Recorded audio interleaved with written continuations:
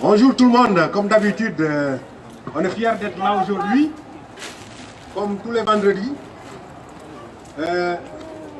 Je vous signale que on est là pour réclamer nos droits. Et comme tous les vendredis, malheureusement, on est tombé dans l'hiver.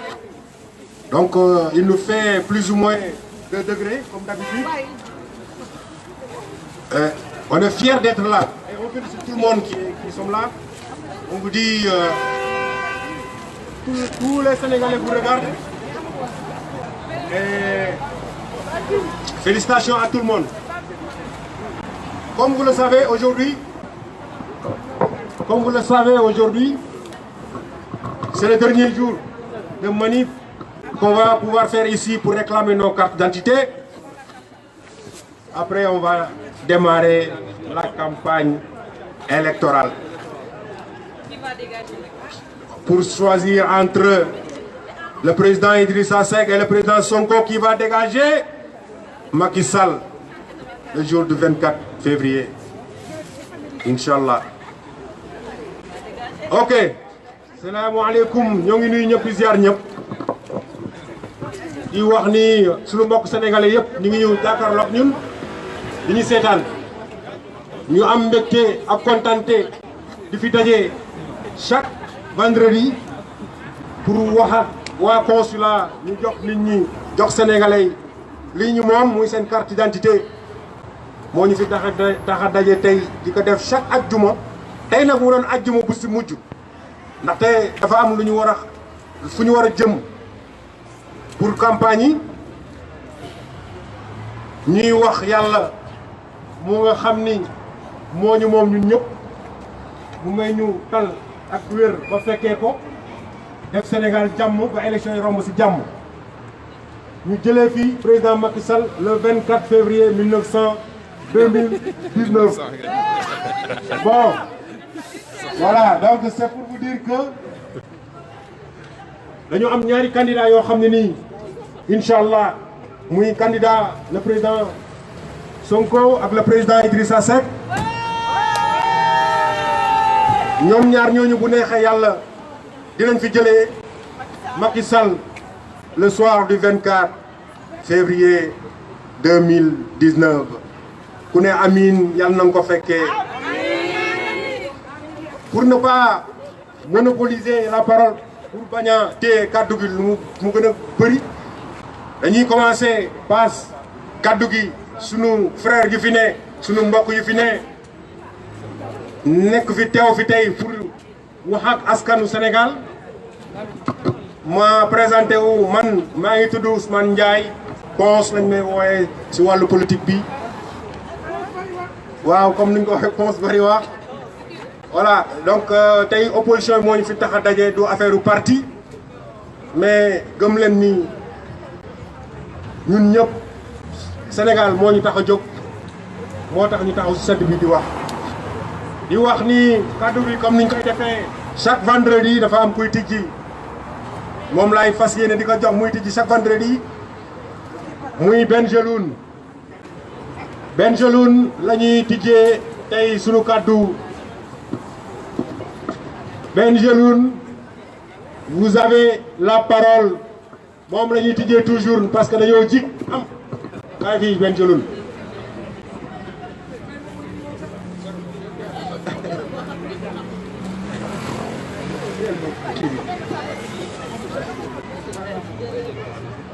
salaamaaleykum maa ngi leen di nuyu yéen ñëpp comme tous les vendredis di rafetlu rek seen wàccuwaay fii di leen wax nag on approche les échéances ñun bu doon suñu sago élection du am c'est dañ siy xeex ba tey tout dépend rek rien n'est joué encore tout dépend du peuple rek bu leen neexee de élection du am waaye nag su élection waree am comme je l'ai dit il faut toujours qu'on se prépare donc aujourd'hui on a plusieurs blocs qui se constituent. Il faut que les gens qui sont dans les blocs essayent de rallier le maximum de personnes, que bloc yooyu rallier le maximum de personnes pour ñu ñëw voter. ñun war nañu continuer def suñu liggéey pour que nit ci jël seen carte vérifier est-ce qu'ils sont bien inscrits, vérifier est-ce qu'ils n'ont pas été changés de bureau de vote, vérifier est-ce que nous rééditer cette carte ou pas, parce que le jour des élections, c'est pas évident de nous dire cette carte. Donc vraiment, liggéey boobu war nañ ko def, rien n'est perdu. Macky Sall la bañ na élection yi sur pas mal de points, mais comme yooyu tubi léegi la situation elle est telle qu'elle, hein, il faut y aller comme ça. Ku bëggul dem nga bañ dem rek, mais on ne peut rien changer comme ça. Léegi il faut se battre. Donc ce qu'il faudrait, c'est que les différents blocs s'organisent un peu mieux. Moi, je pensais qu'aujourd'hui, si nous voulons mutualiser une force avec les blocs, c'est-à-dire à un lieu pour ramener, de recenser, commencer à recenser toutes les personnes qui ont des problèmes à retrouver leur cas. Donc, nous continuons à je pense que c'est symbolique qu'on soit présent tous les vendredis, c'était une bonne chose. Il faut continuer à éveiller les consciences, et puis permettre en même temps aux autres qui sont qualifiés pour les élections d'être scène liguée. Voilà. S'il le faut intervenir tout à l'heure, je vais vous donner la parole. Merci beaucoup. Merci Benjeloun, merci beaucoup. Merci beaucoup. Dañuy soxla aussi nit ci waxee ba noppi vraiment ngeen may ko loxo parce que moom mooy tax ngeen xaw a tàng tuuti yëngatu bi. Pour ne pas tarder ñu seeti suñu jigéen suñu xarit suñu sœur Mariama Thiango.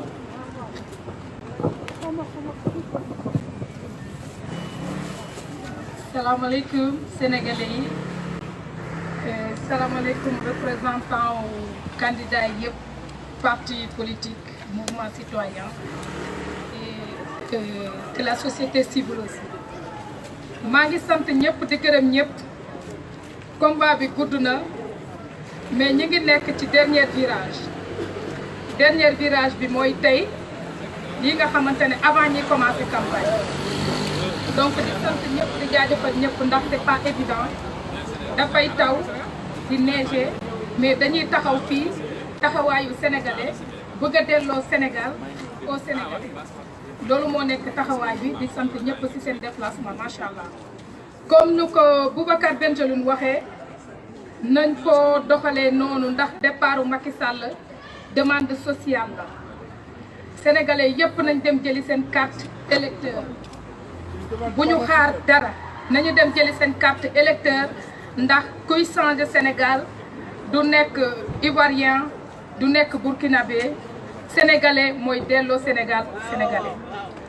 Donc taxawaay bi metti na mais nañu jàpp rek ndax Macky Sall dafa yaakaaroon ne daf ñuy yàqal mu indi parrainage mu choisir nag ñu muy demal élection sant yàlla rek ba tey. ndax coalition yi nu ñu taxawee am nañu yaakaar ne Macky Sall du dem sax deuxième tour bu fekkente ne dina am jàpp naa ne dafay jóge ci président Idrissa Seck ak Ousmane Sonko boobu nag ku ci génn dañu naan c'est le Sénégal qui gagne sénégalais mooy gagné démocratie mooy gagné ndax luy tax sénégalais mooy gagné dama ne jigéen yi yëpp élection yi le 24 février bii élection jigéen la ak élection peuple sénégalais ndax jigéen lu mu bëgg rek loolu mooy am nañu sensibiliser bu baax a baax maa ngi ne jigéenu réew mi monde bi yëpp jigéenu Pastef monde bi yëpp jigéenu Bokk Gis Gis monde bi yëpp jigéenu PDS monde bi yëpp jigéenu grand parti jigéenu coalition Guirassy et entre autres ak parti bi nga xamante ne moom moo njaboote ñëpp muy le PDS jigéen yi yëpp nañu génn ndax suñu élection la donc nañu wanal Macky Sall ne jigéen mooy def monde te jigéen nag fu mu toll ni moom moo pare temm pour Macky Sall dem ndax buy metti suñu doom yi bu fekkente ne dañu feebar ñu war leen a mën a faj médecin yi garab amul médecin yi di grève jigéen yi ñooy gën a sonn donc dañu génnee Macky Sall comme ça Macky Sall xam ne dëkk dafay am priorité TER nekkul suñu priorité lu nekkoon priorité moo nekkoon pharmacie yi nekk ci hôpital yi ñu am garab li nekkoon priorité moo nekkoon lii nga xamante ne appareil pour hémodialyse mu jëloon xaalis boobu dugal ko ci appareil ñi nga xamante ne ñoom ñooy def hémodialyse loolu moo gënoon éducation yi éducation dafa nekk li nga xamante ne c'est primordial ndax dëkk il faut que nit yi formé wu pour ñu mun a yóbbu dëkk bi ci kanam mais Macky Sall nag def na lu ko neex mu bëgg a def liggéey bi nga xamante ne ngistal la ndax TER pour nga dugg ci TER il faut nga am xaalis pour nga dugg ci TER il faut nga am d'abord njogu calèche boo amul njogu calèche ak kalandoo defe naa TER foofu lay nekk te du am ku passager bu muy yeb donc ñun fu mu toll nii ñun ñooy sonn éducation ñun ñooy sonn ci santé ñun ñooy sonn ci lépp ñun jigéen yi na jigéen yi yëpp dem jëli seen carte d'identité ñi xam nag benn affaire fii nii Paris dafa am bureau yi nga xamante ne dañ leen éliminer maanaam de 56 ba 64 bureau de vote yooyu amatul message bi il faut ngeen jàllale ko ci seen base képp ku nekk fii Paris te nga nekk ci bureau bi nga xamante ne de 55 à 64 na nga jàpp ne bureau yooyu existé tul nañu ñëw ci consulat récupérer seen carte d'identité jour élection nag du am distribution carte ku jotul carte balaa veille jàppal ne doo mën a voté te boo voté wul te au lieu nga def politique moo lay def te Macky Sall sénégalais yi pare wuñu pour reconduire ko donc nañ fi jëlee Macky Sall ñu def sensibilisation bu baax a baax sensibiliser ñëpp ñi nga xamante ne dañu déposé ñoom ñëpp dañoo war a mën a jot seen carte d'identité maa ngi sant jigéen ñi di sant sama càmmeñ yi bu baax a baax di delloo kaddu gi sama frère Ousmane Diaye jërë ngeen jëf. Macky Sall dictateur. Macky Sall dictateur. Macky Sall dictateur. Macky Sall féticheur. Mon pays, le Sénégal, mon pays, le Sénégal, mon pays, qui a peur de l'opposition, qui a peur de l'opposition, Macky Sall le dictateur, Macky Sall le voleur, Macky Sall dégage. Macky Sall dégage. Macky Sall dégage. Qui a peur de Sonko? Qui a peur de Karim Wade? Qui a peur de Karim Sall? Macky Sall féticheur. Macky Sall menteur. Macky Sall voleur. Macky Sall dégage. Le Sénégal, mon pays, le Sénégal, mon pays. Ok, merci beaucoup. La personne suivante. Merci beaucoup mon frère, merci beaucoup mon frère. Servez-vous, hein? tey dañu préparer café parce que sedd bi dafa doy waar. Café, du thé, du Lipton, cappuccino, tout ça. Voilà, gannaaw gis nga sama manteau bi. Bon, ñu jox kaddu gi.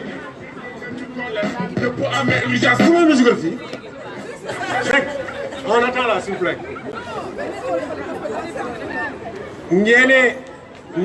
Njéene Mbaye. Waaw, acca. asalaamaaleykum maa ngi nuyu ñëpp di leen ziar bu baax di leen masawu coono metti na trop dëgg yàlla taxaw fii ci sedd bi te yàlla moom nit ki booy manifester ba yàlla di tur xéwal loo fas incha allah yàlla dinañu ko may yàlla na Macky Sall dem ci jàmm ak salaam yàlla def ñu am Sénégal bu gën ci ñun di ñaan yàlla indi ñu fi koo xam ne dina baax Sénégal bu ko defee immigré yëpp ñibbi sonn nañ voilà man nag benn message lay lancer jeunesse bi. bon nelaw nañ 11 mois benn mois moo ci des booy jug leen parce que Macky Sall fii la taxaw ne mon second mandat ne l'emploi des jeunes sera le moteur de mon second mandat loolu war ñu ko nangu pendant 7 ans xalaatuñu ñaata pays moo ñoo tëj instant yi Sénégal liggéey amu fa da ngeen mujj di uti ay visa wala di dee ci àll bi loolu waratuñ ko nangu jug leen ñu xeex affaire bi Macky Sall élection yi lu mu ko jaral nañu ko lu ko ëpp donc lu ci pax dinañ ko ngeer incha allahu rabbi maa ngi leen di ñaanal ngeen gën a jugaat gën a takku élection yi bokk leen ci bureau yi manifester leen jóg leen affaire bi war ñu ko gën a gënal dañoo war a jóg xeex ko billaay dañ am ndam incha allahu rabbi maa ngi jégalu ñëpp nag xol laay waxee mais c'est normal que moo wax ak jeunesse bi parce que maa ngi ñoom ñoo bokk bourse voilà. Merci beaucoup monsieur Baye, merci beaucoup. Ñu continuer ak monsieur Marega, l'infatigable Marega. nañ leen tënk rek nag ngir yàlla guddi na.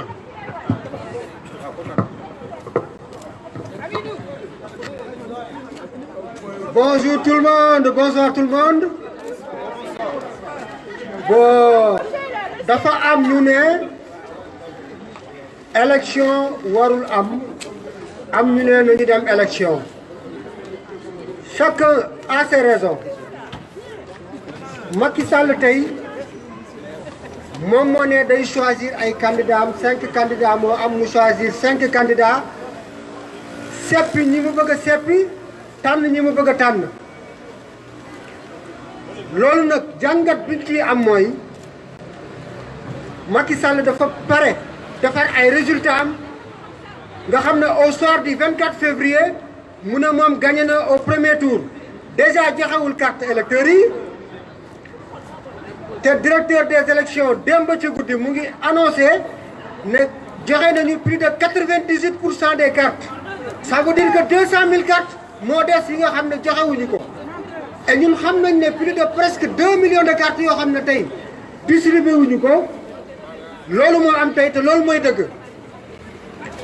donc dañu jàpp ne conditions yi Macky Sall teg tey buñ ci demee élection au soir du 24 février day déclarer ne moom gagné na au premier tour alors que c'est pas vrai. Les conditions ne sont pas réunies aujourd'hui. Les conditions ne sont pas réunies pour aller aux élections. Et c'est ça la vérité. C'est ça la vérité. Les conditions ne sont pas réunies. Parce que déjà ñu ngi war a dem élection fichier électoral bi kenn xamul fichier bi kenn jotagul fichier électoral bi kenn xamagul fichier bi lan la te ñun xam nañ ne def nañ ay doublons pour les militants de APR pour ñu voter le matin dem voter le soir les mêmes personnes. Donc il faut que ñu réfléchir ci loolu bu baax balaa ñuy dem élection ñu xool yan conditions la ñuy demee élection est-ce que war nañu mën a dem ou waruñu mën a dem. parce que élection aussi boo ciy dem na nga ci def ay conditions yu leer nañ te tey Macky Sall tegul benn condition boo xam ne war nañu mën a dem ci élection. donc pour terminer mooy nañu réfléchir ci loolu ñu xoolaat bu baax que toute l'opposition se réunit ñun ñëpp benn lañu. Sénégal moo ñu ñor Sénégal moo ñu tax a jóg pour ñu jëlee fi Macky Sall dans de bonnes conditions inchallah. Je vous remercie. Merci Marega. Mais il faut applaudir là s'il vous plaît. Il faut applaudir.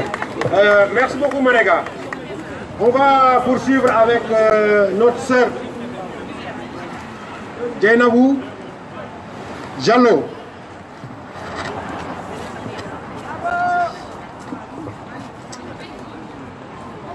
Bonsoir à toutes et à tous. Je suis contente d'être là parmi vous. C'est la deuxième fois. Les autres fois, j'ai pas pu venir. En fait, moi, je lance juste un appel aux citoyens sénégalais. Allez récupérer vos cartes d'électeurs. Allez voter. C'est le moment pour transformer notre pays. Allons voter. Allez récupérer vos cartes. Pour les candidats qui sont toujours en lice, que ce soit Idrissa Seck, Sonko, je demande à toutes et à tous qu'on soit unis, qu'on aille sur le terrain, qu'on aille dans les petites villes, je parle de la région parisienne ou ailleurs, pour en tout cas faire soit des caravanes, soit des cafés citoyens, pour les sensibiliser à voter, pour que les choses changent dans notre pays.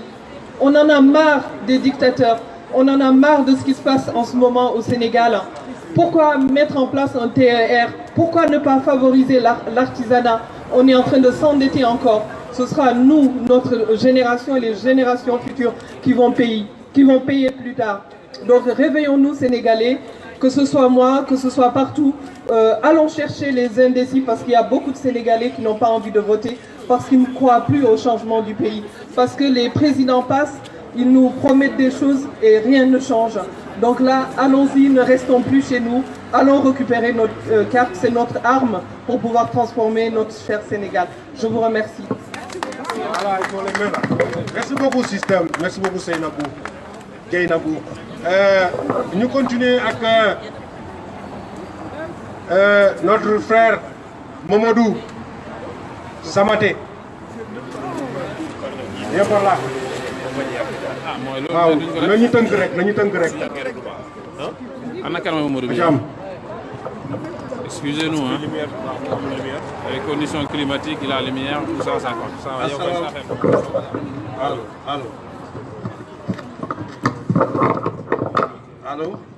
Allô. Ok, asalaamaaleykum mbokk Sénégal yi man damay wax ci soose quoi lancer un message pour les sama mbokk soose yi nekk Casamance. Comme Albert a donné tout récemment, si c'est l'eau, déclaration même au niveau de la Casamance, moi, je suis à Moïle. À quoi Casamance, je suis rebelle. Je suis Casamance, je suis rebelle, je suis rebelle de ça. Mais à quoi Casamance, je suis rebelle. Je suis Casamance, je suis rebelle, mais à des signaux, ale Makato Baye, ale da wote opposition et même que de Sonko dans les Sec, opposition n'a pas voté mot killing. Ni Casamance dit on a mot dit la Makato Baye, la telle bancola. Il can Sonko Faye, Maki Salé. Maki que Sonko Fogne Sénégal Bango, comme il y a quelque chose Fogne, Amkatonia Fogne. Yo do kamala ndega message de jambala balay message ki Sénégal dimo be ngam message ki mandin kalambe mumbe parce que photo France qu'on a la photo sur qu'on yaje nsa fono sur qu'on nsa fono France qu'on mais comme message on pour mobe yanta moelale mone opposition si jang nata mona revendiquer nada me revendiquer wala pour dire non à Macky Sall pour mobo ni Sénégal di on a moudi la fa Macky Sall yeta wote opposition parce que bi o mo flo ligue wala Ousmane Sonko di Ali Idrissa Seck mo be sak ale yaga kilay yeta carton fay wala Macky Sall nga jindi na pouvoir le 24 février nga bondigue parce que ama mérité pour être traduit wulo la mu trion la mu feti sera la mu bandio la mu voyo la mu kolosa la mu avec 24 la mu a nimbe mu me mala fongo di quoi woto nte ama crédibilité sur quoi pour être ñaado quoi wala mu assalamu alaykum mbadi man ko assalamu alaykum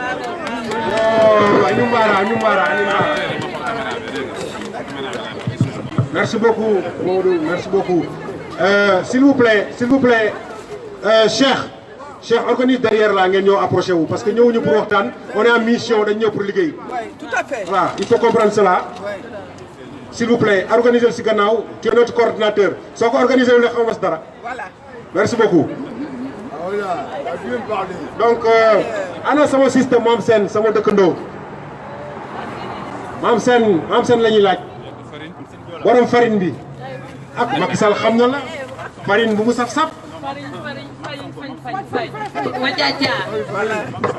Salaamaaleykum Sénégalais yi maa ngi nuyu ñëpp rawatina ñi nga xamante ne nekk nañ fi depuis le début ba léegi maa ngi leen ne chapeau man bëggoon naa nekk ak yéen durant toute la période mais malheureusement dama dëkk fu sori te aw ma comité sama doom mais maa ngi leen di remercier bu baax a baax au nom de tous les Sénégalais parce que xam naa ne li ngeen di def nii defaloo leen ko seen bopp ndax yéen ku ci nekk am na yitteem mu ngi liggéey mu amul benn contrainte boo xamante ne tey mun na ko obligé mu xeexal Sénégal lu dul bëggeel bi ngeen bëgg Sénégal moo ñu réunir ñun ñëpp.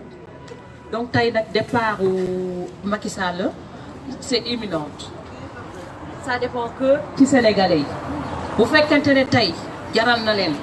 ngeen dem jël ci seen carte électeur génnee ko fii parce que nee naa amatuñu sax lu ñuy sensibiliser ndax wax nañoo wax ba mun naa wax ne gunóor yi nekk ci kër gi sax kër ci monde bi sax xam nañ ne Sénégal am nay ressources yi xam nañ ne Sénégal moo ëpp minerai ci monde bi donc tey suñu avenir est entre nos mains tey ku toog ci këram tey jii il est responsable ñii nga xam te ne am nañu âge de vote te ñu war a jot seen carte électeur nañ dem jël ci seen carte électeur opposition bi loolu benn kàddu laam di leen wax na ngeen juboo jël leen exemple ñi nekk France di ngeen Bambi fu mu nekk réew mi dañuy waxtaan di ànd di sensibiliser waa réew mi man Pastef laa nekk mais n'empêche il faut que bu ñu bëggee gagner bu ñu bëggee gagner Macky Sall il faut que opposition bi unir mooy ku nekk jël force am liggéey boppam kenn la ñu war a xas muy Farine kenn la ñu war a waxal muy Farine ak gouvernement wam parce que tey lu ñu métti yëpp ñoom ñoo ñu ko teg du Idrissa Seck du Sonko donc par militant yi boo leen amee loo leen défendre seen candidat ci idéologie am bu leen défendre seen candidat en dénigrant les autres candidats parce que amul petit candidat parce que bu ñu demee ba yegg si ba fii ku ci nekk am nay compétence donc nañu gën a joxante loxo ñi nekk Sénégal jël leen exemple ñi nekk fii France donc Pastef bi nekk Sénégal ak Pastef bi nekk France bi nekk ak Sonko bi nekk Sénégal nañu gën a joxante loxo ak PUR ak Madické Niang bu leen fiyewu ci rumeur yi parce que tey jii Macky Sall jël na benn méthode mooy mu dem ci internet bi fay ay nit yoo xam te ne dañuy véhiculer ay informations yoo xam te ne du ñu dëgg donc foo leen gis ay post tant que la personne n'a pas dit n'a pas signé bu leen gëm ne moom moo ko wax donc nañu gën a unité c'est la période pour s'unir ku nekk nañu xale yi nekk Sénégal ñu ngi mastifier ñi nekk France nañu mastifier tey ku mun a dugg ci gox-goxaat yi sensibiliser nit yi le maximum bu kenn di xaar ñu jox ko passe pour mu dem voter parce que fii nii amul benn tubaab bu ñuy jox passe ne ko demal voter parce que xam nañu c'est obligatoire kon ñëpp ñi nga xam te ne jot nañ seen carte d'identité bu bés bi jotee nañu fagaru ba ñu mun a voter à temps et à l'heure le combat continue voilà ça s'arrête pas là il y aura d'autres manifestations xëy na vendredi bi mooy dinañ tànnaat yeneen vendredi xëy na ay marche lay doon du doon sitting mais maa ngi leen di sant yéen ñëpp di leen gërëm voilà le combat continue en particulier Babacar Sall avec 2 L sama mag boobu noonu muy feebar muy tàng mu ngi fi Benjidoun ak Cheikh ñooñu suñuy càmmañ lañu ak mon voisin ak suñu frères yi nekk fii yëpp ñoom benn ak mun naa wax ne mënu ma wax turu ñëpp ak sama tonton bii nekk sama kanam nga xam te ne foofu ma woon sax ne dinañu toog bay bokk combat pour xeex Sénégal donc le combat continue vive le Sénégal vive la République sénégalaise un peuple un but une foi. bon maam seen kontaan nañ ci yow sa wax rafet na dama doon ñaan ñëpp nag bu fekkee pour ñu xaw a tàngal yaram yi on va chanter l'hymne national du Sénégal s'il vous plaît ensemble voilà ku ko mënul nag ñoom bon 1 2 3.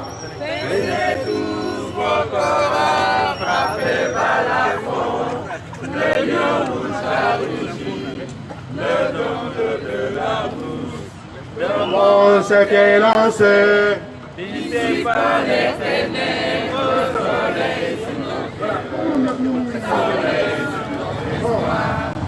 Debout frères, voici l'Afrique rassemblée.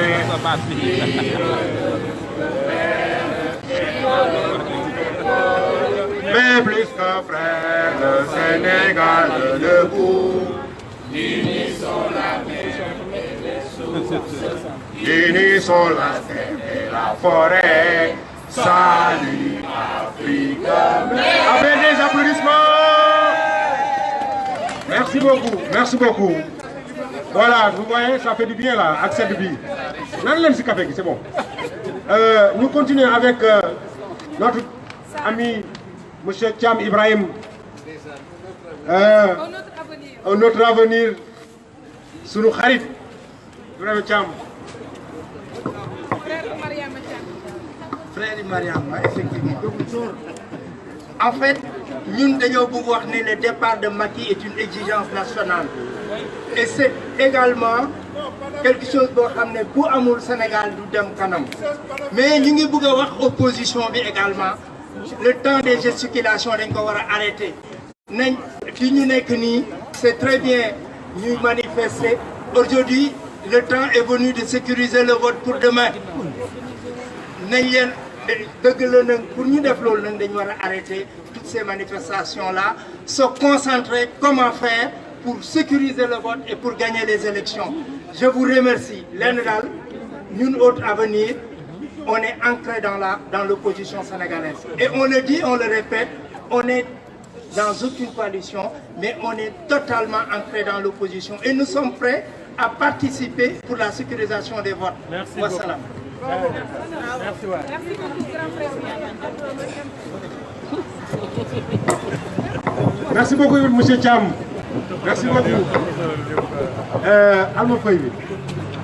Merci beaucoup. Voilà. Vous gis nag moo xam. Ñu continuer ak ñaama soirée. Sama jigéen.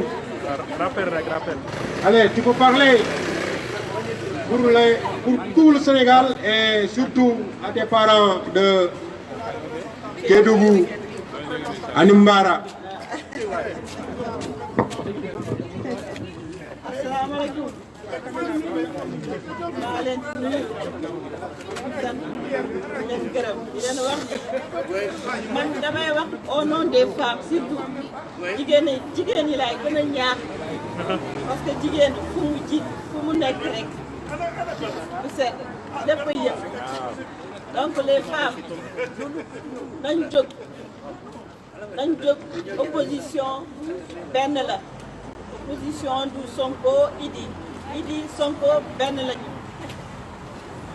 donc donnons-nous la main pour vraiment faire dégager Macky Sall parce que bu ñu deful loolu ils feront tout pour nous séparer parce que en ce moment-là ils ont peur parce que fi mu ne nii gis nañ Idi il a du poids Sonko il a du poids ils sont deux contre lui là donc fi mu ne nii il faut pas se désunir. Restons ensemble, on est là pour le Sénégal et on fera dégager Macky Sall, Inch'Allah, ya Rabbi. Merci beaucoup, ma soeur. Ça va rafet na. Ñu continuer ba léegi jox kaddu gi le doyen borom kaddu yi rafet yi borom kaddu yi neex yi Moustapha réchauffe-nous un tout petit peu s'il vous plaît. Tu me cherches à toi. Assalamu alaikum. Bonsoir à vous tous. Mes premières salutations vont au front pour le départ de Macky. Le temps a été long. Le temps a été difficile. Le temps a été navrant. Vous n'avez pas baissé les mains. Vous avez toujours été ici. Dès l'instant où vous avez franchi toutes ces barrières, ces méandres de la difficulté de la vie politique, vous ne devez plus avoir peur de quoi que ce soit. Merci au front pour le départ de Macky. La deuxième chose, c'est ceci. Je ne sais pas si vous le savez, vous qui nous regardez de l'autre côté de l'océan. Je ne sais pas si vous nous entendez, vous qui êtes devant votre télé. Je ne sais pas si vous avez compris que quelque chose est en train de se passer. Mais si vous ouvrez les yeux, si vous écoutez avec l'esprit et non pas avec les oreilles, vous comprendrez qu'un événement est en train de se préparer. Le 24 février. Le 24 février. Le 24 février, il va se passer une histoire. Une des plus belles histoires de la page politique du Sénégal. Une des plus belles pages de l'histoire de la politique du Sénégal. Une des plus belles histoires de la surprise politique. Alors, il y a deux possibilités. Ou bien vous participez à l'inscription et à l'écriture de cette histoire, et dans ce cas-là, allez voter. Retirez vos cartes, allez voter.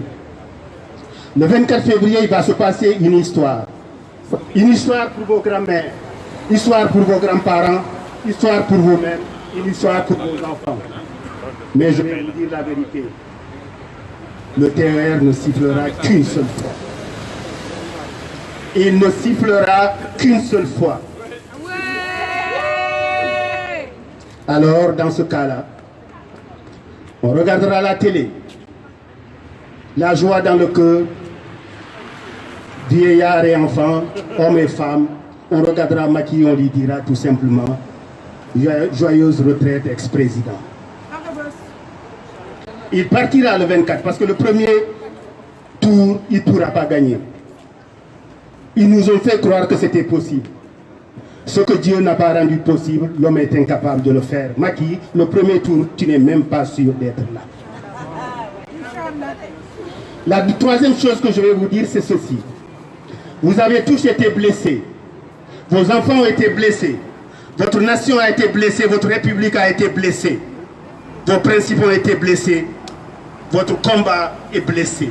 Alors, quand une nation est blessée et que vous êtes les dignes fils de cette nation, il vous reste quoi? Deux choses.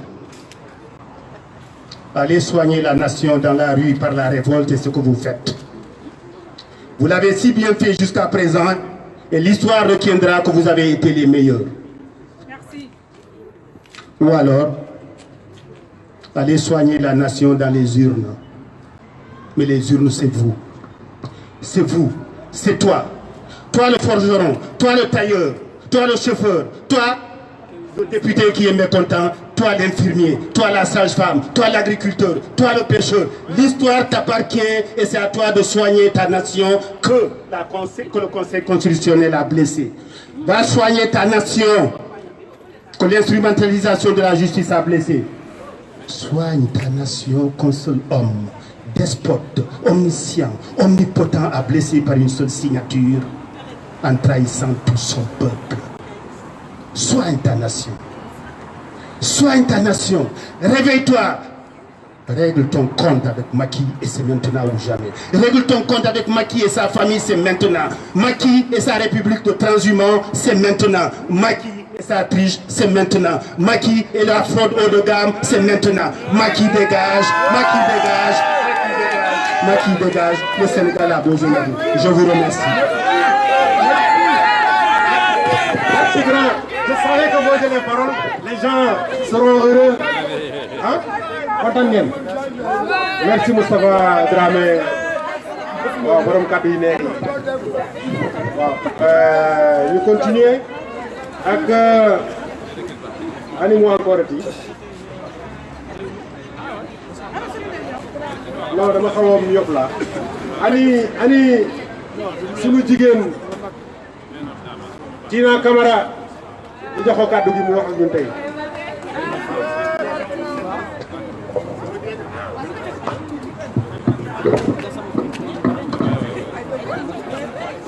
asalaamaaleykum mbokk yi.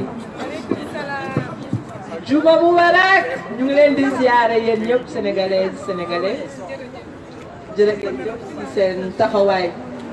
Comme le dit si bien monsieur Dramé, l'histoire retiendra. La balle est dans votre camp. Lu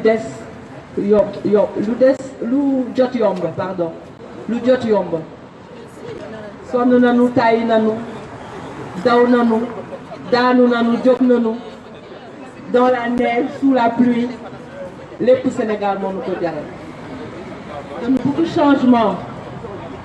Donc li des daal moom surtout rek li ñu mun a def yëpp def nañ ko au niveau de la diaspora ñu ngi siy guerre di leen sensibiliser di leen yëgal li ñu xam donc ñu ngi leen di ñaan yéen tamit ngeen am seen fulla ak seen fayda bu leen tiit bu leen ragal ngeen dem jëli seen carte d'identité yi loolu rek fi sës dañu bëgg changement.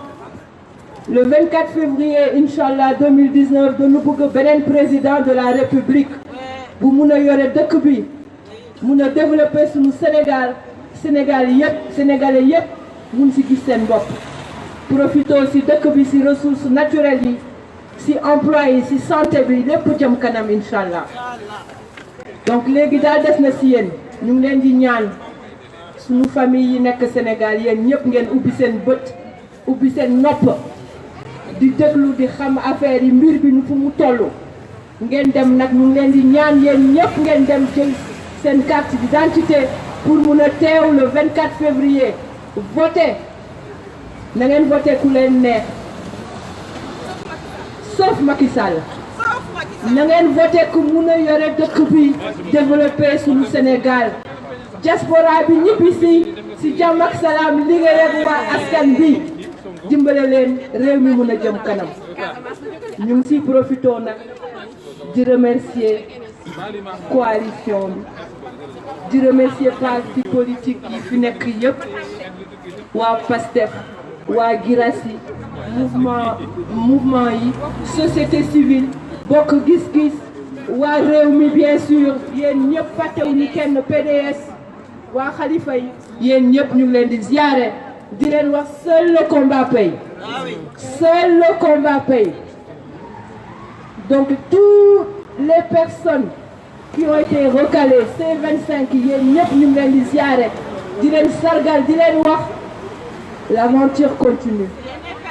Le 3 là, le 3 lay commencé, le 2 na ñëpp jóg nag na ñëpp jóg caaxaan faxe.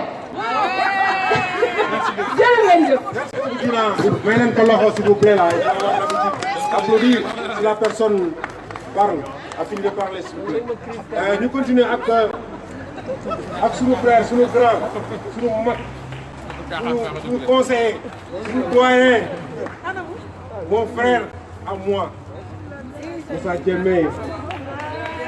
Oui, mais leen ko loxo waay s'il vous plaît. Grand Moussa.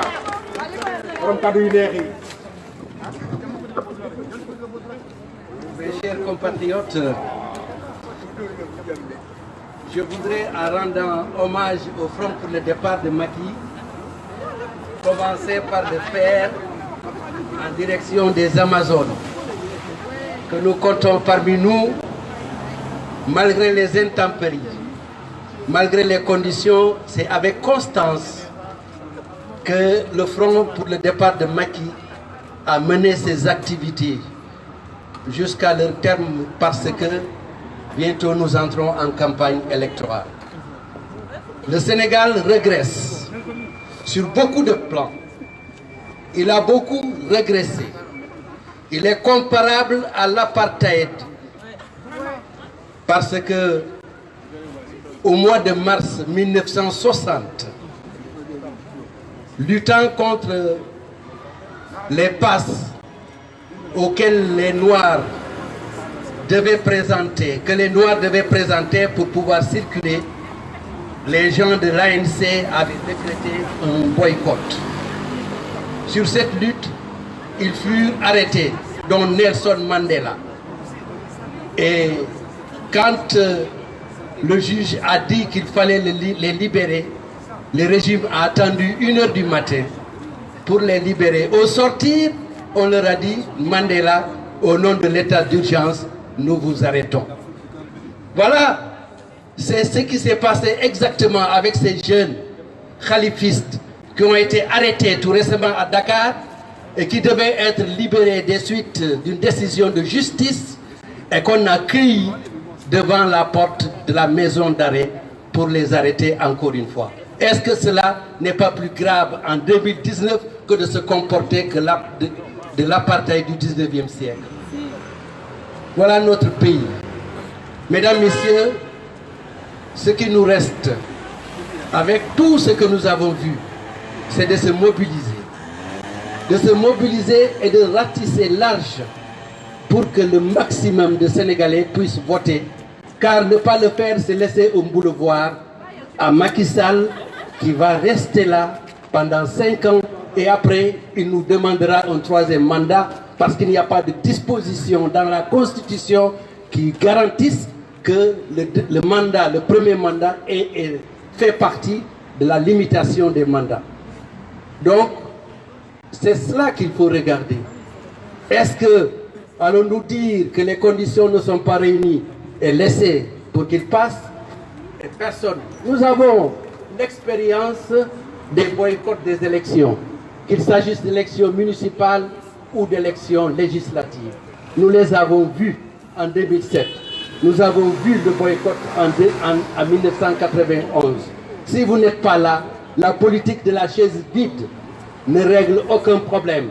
Il faut aller aux élections, allons aux élections, soyons mobilisés, allons aux élections et nous donnons des chances aux autres, à nos leaders qui sont qualifiés de faire partir Macky. Pour nous, en ce qui nous concerne, Khalifa Sall a donné le ton. Nous allons aux élections en partenariat. Et à partir de ce moment, nous restons mobilisés. Vive le Front pour le départ de Macky Sall. Vive le Sénégal. Merci. Je le savais. Vraiment, merci beaucoup. Merci beaucoup. day amiin ba añ nga rek ñu continuer ak man indi ma samay dina tey nag ani le doyen Maïssa Touré Maïssa l'infatigable, le combattant, le bras droit d'Abdoulaye Wade ici en France. Le bras droit du président Abdoulaye Wade, l'ami du président Abdoulaye Wade, l'infatigable Maïssa Touré.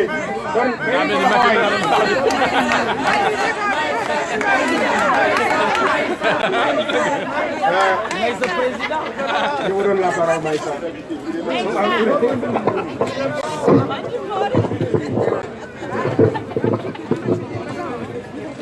Merci, cher Ousmane, de m'avoir donné la parole. Je tiens d'abord à faire deux précisions de taille.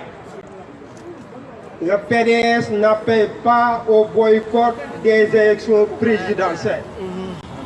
Le PDS appelle au départ de Macky Sall. Le PDS et son secrétaire général avaient dit sans notre candidat, il n'y aura pas d'élection. Au moins, permettez-nous, en face des Sénégalais, de respecter notre engagement. Renier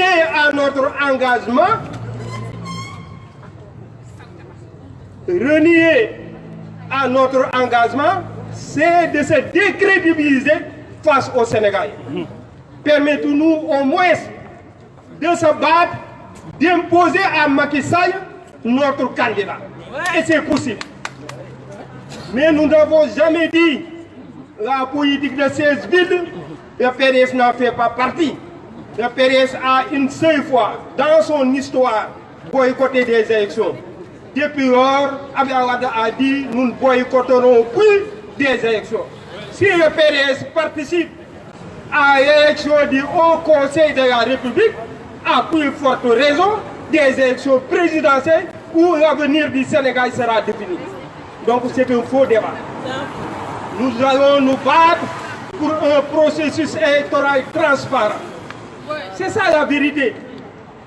Dans ces conditions, c'est clair et net, la majorité des Sénégalais, je peux dire 95% des Sénégalais ne sont plus avec Macky Sall. C'est ça la triste vérité. 95% veulent des changements au Sénégal. 95%, c'est comme le front pour le départ de Macky, pour le départ de Macky Sall.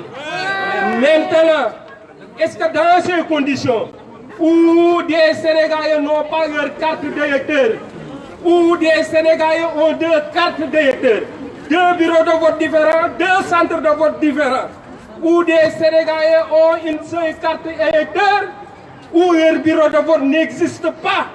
Est-ce que dans ces conditions, il y a Haïti, est-ce qu'on peut gagner?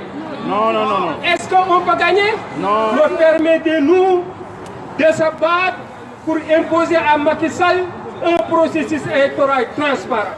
C'est ça que nous voulons le départ de Macky. Et c'est dans l'intérêt de l'opposition. Mourir, si beaucoup ñep yi PDS di wax ti koy doxé ti koy waxé ñamu gëna arranger moy candidat yi qualifié. Nous on fait de la haute politique. Ça c'est vrai. Tañ né won Karim Wade tu bokut ak Khalifa Sall élection tu am. Légui ñu né élection tu am, ñu né dédé nañu ranger wu pour que élection am. Nous dem Macky Sall yi sàcc carte gi dëpp ko gagné ñu dem toogaat fii jooy ñu ne duñ ko def cette fois-ci ça ne sera pas comme les élections législatives. On impose à Macky Sall la transparence. Fii ña dem bureau de vote ya nekk Mantes-la-Jolie il y a plus de 4000 électeurs ñan ñoo si xam ne seen bureau de vote mini Mantes-la-Jolie ñan ñoo ko xam si 4000 yooyu amul fii à Paris supprimé nañ fi lu mot 10 bureaux de vote man si bureau de vote yooyu laa bokk maa ngi koy soog a yëg ne dama war a dem wutiwaat beneen carte parce que dama jege moo tax ma yëg ko mais ñooñu ñaata nit moo yëg ne dañoo war a dem wutiwaat ay duplicata pour que jour ba ñu mën a voter amul yi ñuy wax mooy na transparence am gars yi voté ñu compté carte yi Macky Sall daanu dem yoonam kooku wóor nañu mais tant que transparence boobu amul tant que xamuñu naka ya ñuy voté yan conditions ya ñuy voté ku deman Macky Sall mu tuufa ya tuuma ñuy wëraat yi jooy naan ayaya dafa mooy beneen yoon dinañ ko gagné on ne peut pas gagné kon C25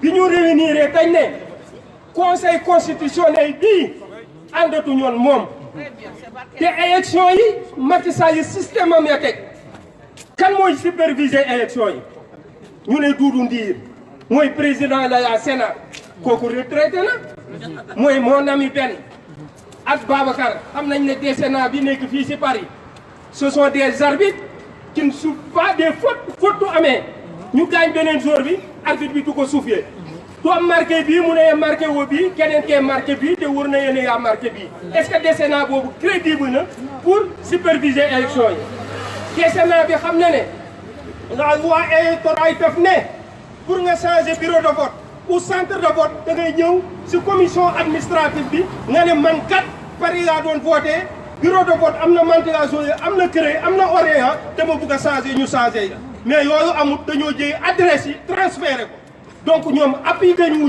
loi donc mënuñoo def beneen bi mooy Doudou Ndour boobu donc ku ya aba yi bët fu ko neexee xool suba gis ngeen rapport bi ñu defoon ci élection législative yi mooy médecin après la mort wan ne ne affaire yi jaaru doon am na 1000 et quelques bureaux de vote fictifs du ñu demee ci yooyu kan moo yor commission de recensement des votes commission nationale de recensement des votes mooy Demba Kandji mais xam naa nag sama mbokk yi nekk Khalifa xam nañ kan mooy Demba Kandji vous connaissez le juge Demba Kandji ou non mooy triant boobu magistrat bi nga xam ne tu appliqué loi dafa jëy suñu xarit suñu doomu ndey suñu am di jàmm le maire de la capitale du Sénégal mu pacifié ko au niveau de la prison te da ko waroon a libéré juge bi nga xam ne la cour de la CEDEAO def ne Khalifa Sall procédure bi jaarul yoon kii dañ ko war a bàyyi juge boobu ça permet de maintenir Khalifa Sall en prison kooku nag résultat élection yi du ñëwee Macky Sall yi gis ne gagné nañ ko Paris te ñuy dugal ay recours par dem dafay dugal recours du ñu dugalee recours ñu ne annulé nañ 4 et 3 bureaux de vote donc Macky gagné na nous ne faisons pas confiance à Demba Kandji war a tout a nekk commission nationale de recensement des votes mais bu ñu rombee commission nationale de recensement des votes fan yii ñuy dem cour suprême kan moo nekk cour suprême. kan moo fa ne. Badio Camara xam ngeen kan mooy Badio Camara. mooy président cour suprême parce que loi bi daf ne képp kuy gérer budget bu dépassé 1 milliard war nga def déclaration de patrimoine. Nafi Ngom Keïta interpellé ko ne ko da nga war a def déclaration de patrimoine mu ne defu ko nañ ko bàyyi président wax ya ndaw si mu bàyyi ma. mais président cour suprême bu doon appliquer loi parce que retraité na war na dem nopp yu ko ji Macky Sall yi téye ko fa abay ko ay bët kooku képp ku def recours yóbbu ko fa du ko appliqué. gis ngeen ba Karim demee si problème mu inscription bi nga leen ñu wax Karim dëkku Dakar Qatar ya dëkk amul adresse Dakar. gis ngeen mbirum Khalifa Sall bi ñu demee si rabat d'arrêt bi nga leen ñu wax dafa war a am rabat d'arrêt appliqué wuñ ko est-ce que nous faisons confiance au président de la Cour suprême. non maintenant nag tëj ngàpp bi mooy kan conseil constitutionnel. mooy conseil constitutionnel sat sages ya fa ne gis ngeen ni ñu def ci parrainage bi da ngay indi sa parrainage ñu ne juróom ñu ne fukki nit ah dañooy tëj parrainage bi ñu ne am na ñoo xam ne def nañ seen parrainage seen noo newul ci commission électorale bi donc front bi ku nekk am na idée bu ko neex ku ko neex ne diw yaa jàppale damay dem élection nga dem élection am nga ci droit mais ñun tamit am nañ droit ne demuñu élection dans ces conditions gars yi accepté ñu ko. c'est ça tamit la démocratie c'est ça la vérité des choses. mais damay dem élection yow il faut nga ñëw bootu sama ginnaaw ñun doxalewuñu noonu xamuñu ko te duñ ko def que mu yeer si bokk ñëpp ñi naan doy naa doyut man duma amee lu ma xalaat dama koy wax mooy président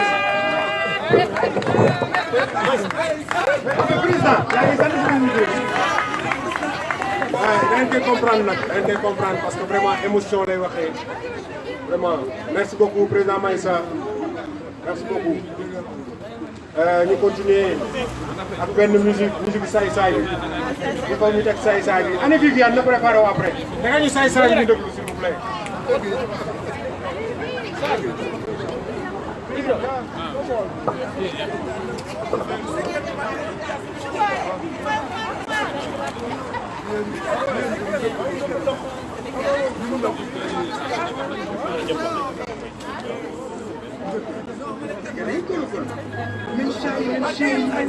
amuñu vergogne simee seen cere suñu rongoñ jox ñu suñu carte yi da ngaa jëlee xam nga dañ ma fi jëlee. justice bi léegi dafa naat saay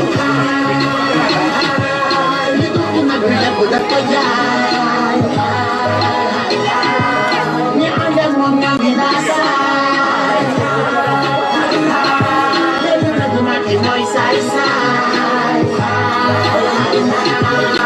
lépp lu la dig lu dul yóbbu la dig xamal ni gën a dig waa ji ne mëtul dig di fekk rek ne dig kon kon di lem ne nit askan bi de wax li nga jàpp góori liif jàmm daf fi gëj te nga jaay nga gëj élection yi di lëj opposant yi nga lëj jumbi sagaan ñu maam naan parce que béykat ndaw ñi wàññaan justice bi léegi dafa naan saay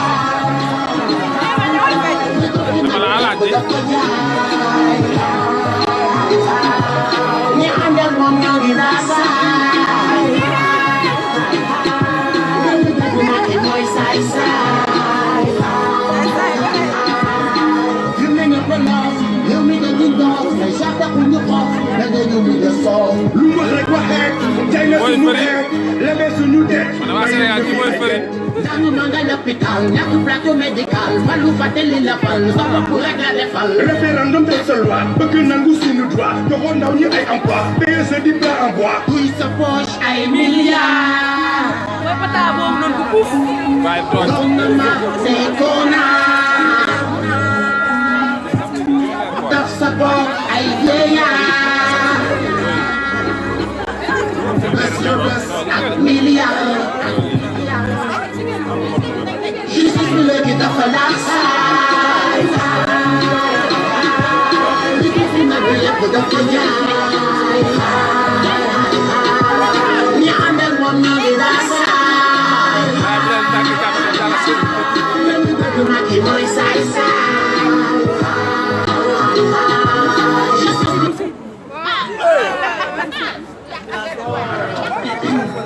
Oh, un mal de gorge peu intense et sans fièvre, vite strepsilidocaïne, son anesthésique locale.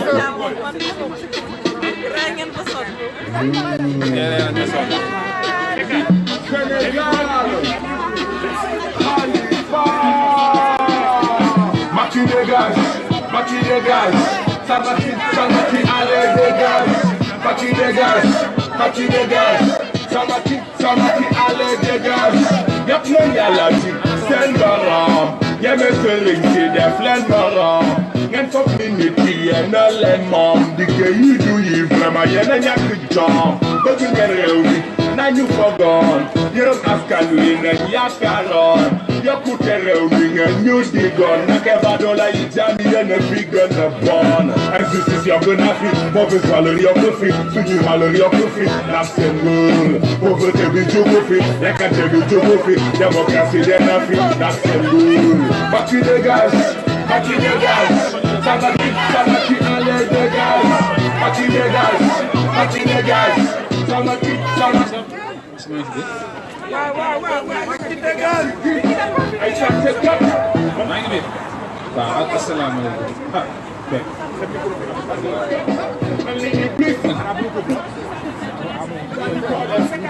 émergence ñàkk dem loolu nga ñu collé lépp amee urgence ñàkk wér allo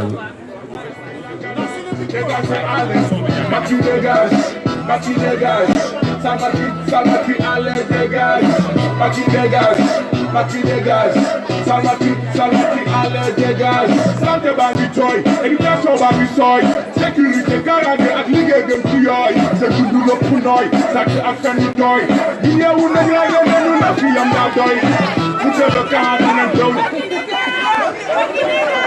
fii ba neex maintenant suñu la daw nag dañ jeex bëgg tuñu leen dama tuñu leen war ngeen ñu nax ngeen ñu bëgg tuñu leen dama tuñu leen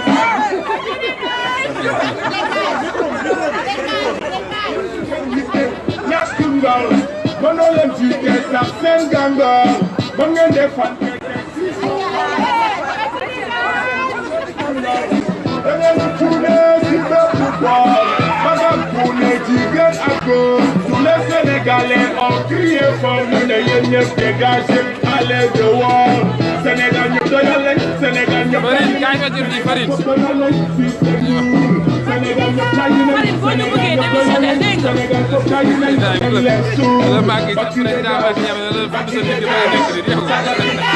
allez dégage Salmaki dégage Salmaki dégage Salmaki allez dégage Salmaki dégage Salmaki dégage Salmaki allez dégage Salmaki dégage Salmaki dégage Salmaki allez dégage ko gisee rek ñoo ngi fii si kanam consulat Sénégal Paris opposition bi moom chaque vendredi dañ fiy manifester tey rek moom bonne humeur lañ fi nekkee gars yi fi di wàcc tey di feeñ daal. Sale gouverneur, vrai défaillant, vrai mécréant, incompétent, sous la pluie, sous le froid, ils sont toujours là fidèles au poste. le camp.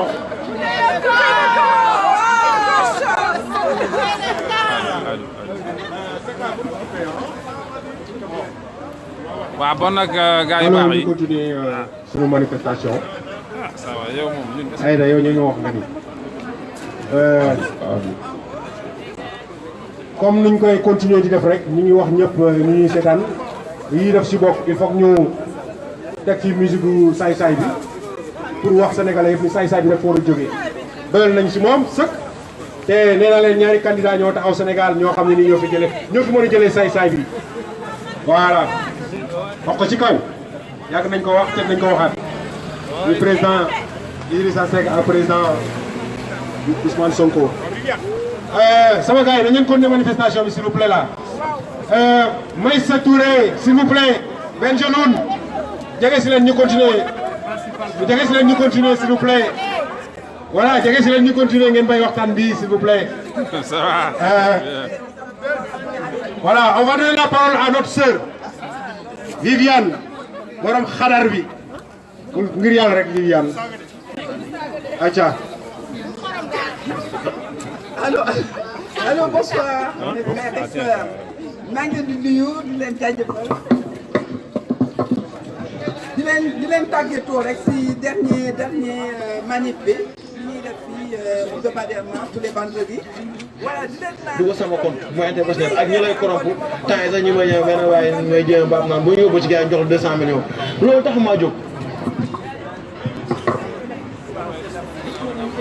waaw ma ne samay kàddu maa ngi koy tàmbali di remercier jigéen de valeur yi nga xamante ne ñoo ñëw rejoindre Idi d'accord Idrissa Seck jigéen bi tudd comme Aïssatou Sidibé Namsatou Wade Aïda Mbodj voilà man ñetti jigéen yooyu laa jàpp mais seen tur nag laa jàpp voilà alors man de di remercier di daan nag ñi nga xamante ne ñu ngi yoot bopp ba nii bëgg a fësal seen bopp si coalition Idrissa defuñu ko ba nii dégg nañ ko tout le monde est pour fësalal sa bopp Bougane Gueye Dany yow laay waxal d'accord am na ñeneen ak ñeneen ñi ñëw rejoindre Idrissa Seck looloo fi sës fi mu nekk nii looloo fi sës na ñëpp ñëw bootu si ginnaawam comme Khalifa Sall il paraît que lui-même waaw xamuñu lu waaw non mais attends moom si boppam Idi lay jàppal d'accord parce que ku mel ni maire nu mu tudd Bamba moom si boppam wax na ko damay j'ai entendu d'accord te loolu fekkoon na man ma waxoon ko ba pare vendredi dernier waxoon naa ko fii d'accord dafa mel ni nag affaire bi produit mu ko waxee non pas produit-toire la voilà parce que man maa ngi nii gis nga même sax parapluie bi orange noir la kon boog looloo xew ñëpp nañu bootu ginnaaw Idrissa Seck loolu laa leen di wax te nag di leen naan ñi jot seen carte d'identité defe ne jot nañ seen carte d'identité mën nañu voter yeewu leen dem leen renseigné wu ndax changé wuñu seen bureau de vote d'accord man maa ngi nii sama carte d'identité ba nii jotaguma ko dinaa si taxaw parce que fu mu nekk nii looloo jot carte d'identité moom moo gën a am solo suñuy carte d'identité nañ ko jëli ñëf Macky Sall si biti soxlawuñu ko ukku yi ngay topp yëpp bopp nii ukku yaa yi gën di feeñ li ñuy gën di jege élection yi ukku yi di feeñ bon débarras rek on est triste mais bon débarras dem leen Macky Sall na dem donc merci beaucoup bon c'est ça hein. Voilà ñoo ngi jégalu ñëpp voilà ñu continuer manifester ba léegi s'il vous plaît on écoute là s'il vous plaît waaw nañ leen déglu ñu continuer comme ça ñu mën a ñibbi s'il vous plaît. Ah oui. Ah oui. Vraiment, on ne peut pas continuer dans ces conditions-là. On va continuer, non. Écoutez, il y a le direct là derrière nous. S'il vous plaît. Une manifestation, on est Non mais attends, nom de Dieu.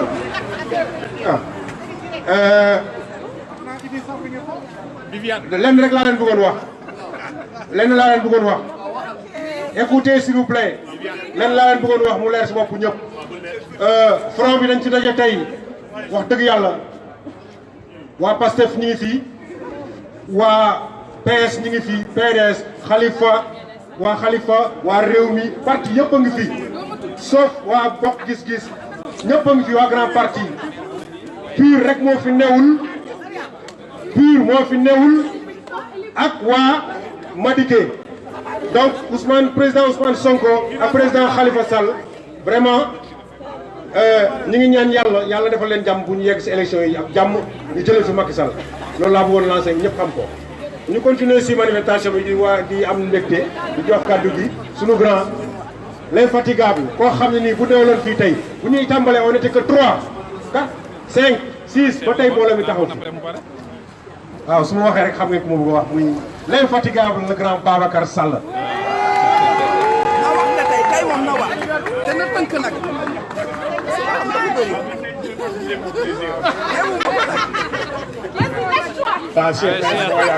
Non, je ne vais pas bouder mon plaisir, mais je vais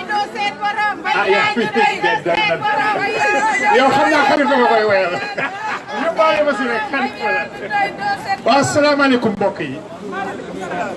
duma ñàkk damay am plaisir wax parce que ànd bu rafet bi ñu ànd moo tax ay weer a ngi nii ñenn ñi ay at ñu ngi toujours sur le terrain doo xàmmee ci sax kan moo bokk fii ak fële ñun ñëpp ñoo bokk en fait ñi ngi jox une leçon de démocratie aux gens parce que boo leen xoolee li ngeen fi dégg yëpp ay xalaat yu wuutee la dans la bonne ambiance kenn xeexu fi kenn ñaañantewu fi même bu baat yi jógee sax toujours day finir dans la bonne humeur te loolu mooy démocratie ñun loolu la ñu bëggee ñu téye ko suñu réew tey dañu jàpp ñun sur le ci biiru fond bi ne bokkuñu xalaat yu divers et variés yi ñu fi dégg c'est normal parce que ku nekk sa gëm-gëm ngay demee ku nekk aussi li nga jàpp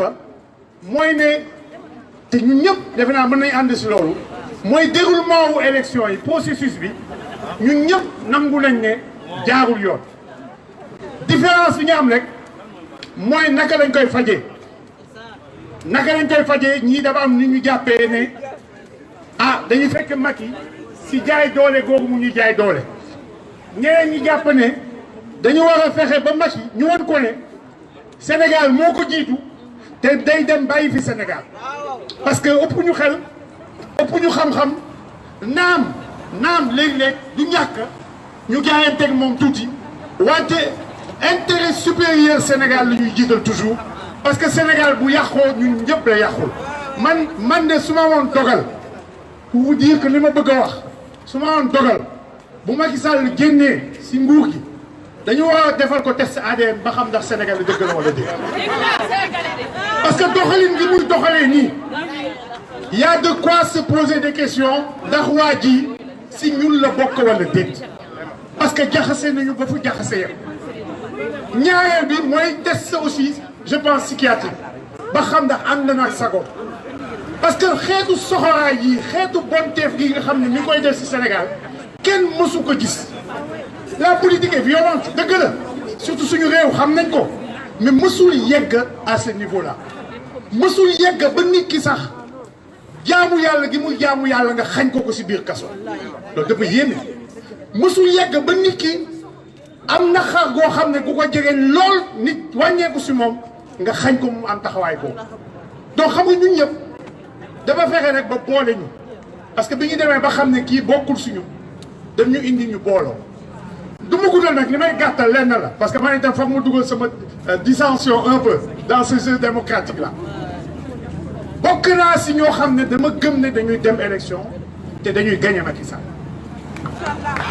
dañuy dem élection te dañuy gagné Macky Sall waxtaan nañ si parce que tout simplement mënuñu permettre ñun Macky Sall di rester à la tête du Sénégal dañu am responsabilité abréger la souffrance des Sénégalais donc ñu na suñu mbokk yi suñu xeet gi nga xam ne tey mi ngi si jàqare on n'a pas le devoir di jël risque Macky Sall di rester encore une minute de plus à la tête de notre pays moo tax loolu nag xëy na foofu la ñu dugal si xalaat bi dëgg loolu du tere ñu xeex ak moom parce que Macky bu ñu wàññiwul dooleem effectivement dinañu gën a jaay doole jaay nañu ko ba léegi mais foog ñu wàññi doole bi foog ñu fexe damay ñaan bépp Sénégal te defe naa message bu ma bëgg a délivrer la dama bëgg Sénégal bu nekk xam ne tey dañu dem si élection bu bees carte électeur bi nga yoroon 2017 di ko voté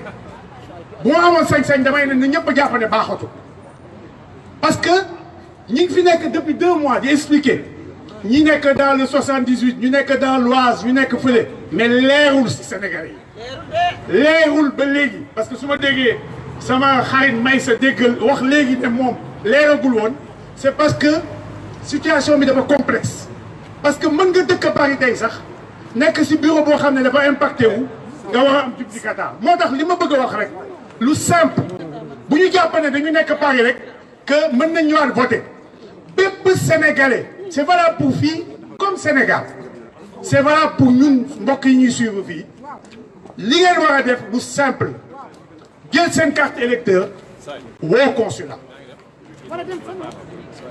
li nga wax baam bi dëgg la dem fa mais comme xam nañ ne fii dafa xat mais na nga jël sa carte au moins ça coûte pas grand chose woo consulat na ku nekk jàppee ko noonu parce que boo xalaatee ne bokkoo rek boo moytu nga am betteel ba su élection donc ne Sénégalais bu ne jël cartam tey yomb na en tout cas ñi nekk fii c'est un coup de fil et ça vaut le coup jël sa carte wëlbati xool bureau de vote bi woo consulat laaj leen ndax tu es impacté ou pas parce que bare na parce que ñoom même communication bu ñu jox maîtriser wuñ ko plus ça va plus tu te rends compte par exemple même bu ñu la nee tey 78 ñëpp fa la ñuy voté c'est pas vrai am na ay 78 yoo xam ne fii la ñuy voté Paris en fait jaxasoo boobu yëpp la Macky teg en place pour réeral ñu mais ñun nañu am xelu ne na Sénégalais yi jël seen carte ñu génne ko fi parce que du ma bëgg a guddal sama père Morin maa ngi leen di gërëm di leen sant jërëjëf mes frères.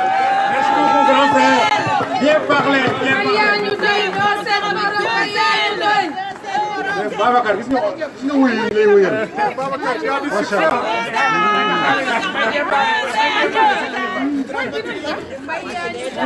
Voilà. Ñu continuer.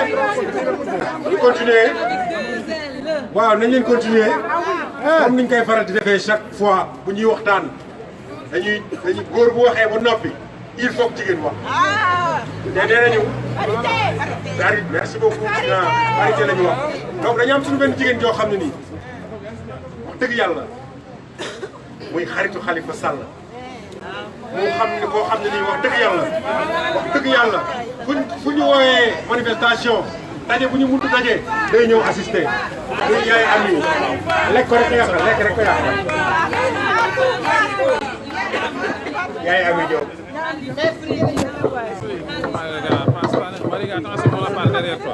asalaamaaleykum mbooloo bi dama ne Khalifa mooy suukar ku ko amul doo ndekki Khalifa mooy suukar ku ko amul doo ndekki loolu lay tàmbalee Khalifa Ababacar Sy Sall yal na ko yàlla may wër gu yaram rëbës gi mu nekk yal na ko yàlla taxawu yal na ko turandoom taxawu di kontaan nag ci ñoom jëmbat Mbodj ñii taxaw ñoom Aline Sitoé ñii taxaw nga xam ne ça fait plus de 2 mois jigéen ji di manifesté wu fii di gërëm parti politique yi fi daje yëpp di gërëm nag sama xalifiste yi nga xam ne tey forte délégation lañ def goru Khalifa Sall yi ñu ngi fii parce que moo dootul amagul consigne amagul Khalifa waxagul fan la ñuy voté moo tax ñun ku yàkkamti yàqulee Khalifa Sall 13 ans la commencé di politique donc bu toogee ba léegi joxewul moo d'ordre c'est parce que moom c'est un vrai homme politique politique daf ko jàng bi mu nekkee xale ba léegi donc ñun ñooy goru Khalifa Sall yi ku jiitu waxu Khalifa Sall dem feneen yaa demal sa bopp Khalifa joxeegul moo d'ordre te maa ngi leen di wax ne ñun daal moom nodd bi Rebeuss lay jógee ñu jël suñu sijaada jël suñuy marakiis jàpp ba set dem julli ji ça veut dire que suñu imam la ñuy xaar suñu xalifa la ñuy xaar suñu naayib la ñuy xaaruñu keneen li mu wax foofu la donc nag di wax ne Sénégal jóg jot na bii mooy dernier jour bi ñun jigéen ñi wax leen ak seen jëkkër wax leen ak seen jëkke yi wax leen ak seen mbokk yi na ñëpp tous pour contre un bi nag mooy mi nga xam ne muus yi bëgguñu ko xaj yi bëgguñu ko sénégalais yi bëgguñu ko kenn bëggu ko xanaa ñi muy jox mbaqus rek ñoo ko bëgg ak enveloppe gis ngeen jour bi muy inauguré permanence am bi ñu mel ni ñu nekk ci dëj ils avaient tous la mine xaw ma nuñ koy waxatee ak ñi nga xam ne gorewuñu xar yi mu jënd ñu ànd ak moom ñun bokkuñu ci xar yi ñun kenn mënuñoo jënd nee nañ gor amatul Sénégal bareetu fa waaye fu ndox daan taa foo fa dem fekk fa tepp gor yaa ngi fii taxaw ci taw bi gor yaa ngi fii taxaw mu sedd mu tàng ñu ngi fii taxaw même 4 degré ceroom ñu ngi fii taxaw donc dañuy bañ ba dee continuer ba dee ba takkal ko ay bagages mu génn dëkk mu dem Kédougou fa mu mérité lañ koy yóbbu bu soobee yàlla donc di gërëm ñëpp di sant ñëpp ñu jëlee pour seen carte nag jëli carte jot na bu ngeen fi toogee ba jour J dina doon comme ci législative bi ngeen bari kenn mënu leen jox seen carte ngeen ñibbi seen kër te voté wu leen loolu yàqu la daas da ngeen di daas fanaanal donc Viviane yow laay waxal tamit damal jëli sa carte balaa moo yéex loolu laa am damal xeexi jëli sa carte balaa moo yéex parce que waa ji moom mu ngi sàcc fi mu toll mu ngi mbuuxu mu ngi def lu nekk waaye comme ni ko Babacar waxee sànq rek bu ñëpp voté jee seen mbokk yi jote ñi ngeen di jox Western Union voté ñi ngeen di wari voté ñi ngeen di def leneen voté yaakaar naa ne dina génn dëkk bi amal maa ngi leen di gërëm di leen sant te di leen waxal ne nag mbay yaa ñu doy mbay yaa ñu doy Khalifa yaa ñu doy te doo seen morom wasalaam Khalifa mooy suukar bu ko amul doo ndekki Khalifa mooy suukar bu ko amul doo ndekki wasalaam. merci Ayami merci Ayami merci Ayami di rafet na Khalifa dina dégg woon def waxtaan bi Khalifa dina dégg incha allah ñu continuer ak Bamba Dramé la ñuy laaj pour mu ñëw wax ak askan wi Bamba Dramé vous avez la parole. ok gars yi salaamaaleykum maa ngi leen nuyu yéen ñëpp j'ai quelques questions à poser à tout le monde. waa opposition lan la ñuy xaar l'opposition lan la ñuy xaar caaxaan bi yàgg na ma wax leen on a laissé Macky Sall tout faire depuis des années depuis 2017 Macky Sall on l'a laissé collecter faire ses propres cartes d'identité mu imposer wu ñu koy ay cartes d'identité pakoti waxuñu ci dara mu imposer élection 2017 mu organiser ko moom tout seul waxuñu ci dara il en a donné des milliers et des milliers d'ordonnances ñu nga xam ne am ñu carte d'identité ñu dem voter waxuñu ci dara aujourd'hui en 2019 ñu bàyyi Macky Sall processus électoral bi ñun bokkuñu ci on n'a rien dit on a laissé Macky tout faire vous pensez que Macky va organiser les élections et accepter de les perdre vous rigolez ça je vous le dis c'est pas vrai. Parce que Macky, avec tout ce qu'il a fait, il a empêché les candidats qui sont plus sénégalais que lui, Karim Wade Bokul, Khalifa Sall bokkul mu def tout ce qu'il a voulu et Macky Sall musul am dara ci kanamam. Vous pensez qu'aujourd'hui Macky va accepter de perdre ces élections-là? Celui qui croit ça, c'est pas vrai. Macky Sall, je vous ai dit, d'une négociation du tax mu jóge fi. Si vous êtes prêts, il faut bouter Macky dehors. On ne va pas faire la politique de la chaise vide comme a dit Moussa Diémé. Nous boycotter l'élection. Mais qu'est-ce qu'on va faire? Je vous dis honnêtement, jusqu'au moment où on parle, on ne sait pas dire la vérité, on ne sait pas ce qu'on va faire. Mais si vous pensez que Macky va organiser ces élections-là et les perdre, ça c'est pas vrai, je vous le dis. C'est tout ce que j'ai à vous dire. Je vous remercie. Voilà, donc déglu nañ la Bamba Dramé mais dama la bëgg a assurer rek Bamba Dramé comme da nga poser question il faut que ma tontu la dama ne le 25 Bamba Dramé le 25 Macky Sall sera plus au palais. Le 25 bu neexee yàlla lu mu yaakaar nañ lu ko raw jëli leen seen carte d'identité ay intellectuel rek ne Sénégal équipe boobu dama ne équipe Macky Sall équipe boobu mu yor ñu koy campagne ci sa fois ñu ko gën a ñu leen gën a xarañ ñoo ne si opposition bi te opposition bari nañu lu mu gas rek ñu suul ko donc dama ne le 25 février bu neexee yàlla Macky Sall du nekk du palais inchallah ñu continuer waxtaan comme question la war na war a tontu rek continuer ak Nogoy sunu rak sunu xarit sunu camarade l'infatigable Nogoy vous avez la parole.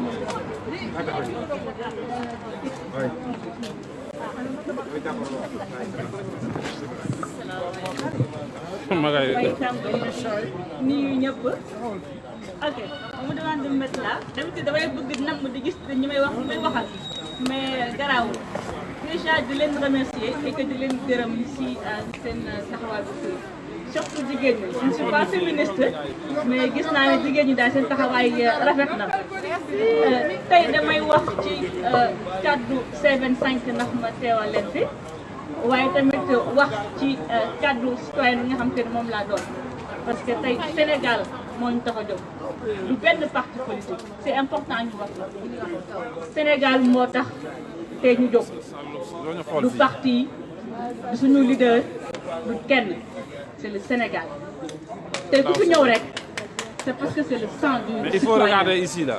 patriote bi nga nekk moo tax tey nga jóg nga ne damay xeex ndax Sénégal ba ma namm gisuma ko sama réew damay xeex ndax maa ngi tiital avenir u samay rakk damay xeex ndax jàpp naa li nga xamante ni ñoom lañ teg ci nguur bi depuis 2012 defuñu li tax ñu teg leen fa dafa am ñu fi nekkoon jëlee leen fi andi fi ñeneen donc tey jii dafa am solo ñu koy fàttali tamit ci cadre C25 rek may di fàttali ñi nga xamante ne ñoo fi nekk ci ay parti wala nekk ci kaa nga xamante ne dañ leen dogale le mot d'ordre est simple certes c'est tout sauf Macky Sall loolu leer na nañ mais aussi nañ xam dara amuñu benn intérêt ñu divisé wu les 4 candidats yi nga xamante ne jàll nañu bokk ci C25 amuñu benn intérêt ñu divisé wu certes on fera pas un candidat unique mais dafa am solo ñu travailler en synergie donc les représentants des partis yi nga xamante ne ñoo nekk aussi travailler en synergie par le biais de FDM, par d'autres moyens, mais travailler en synergie. Vous n'êtes pas des concurrents, vous êtes des partenaires. Il y a beaucoup de finalités, c'est important. Vous avez la même finalité, vous avez les mêmes objectifs. Moi que Macky Sall dafa war a dem aussi, mais il faut mettre en place une équipe dynamique, capable de rehausser le pays. C'est important. Et là, il n'y a pas de messie dans ce pays. Mais il faut une équipe, il faut un projet ou même des projets, il faut des actions concrètes, il faut aussi des hommes capables.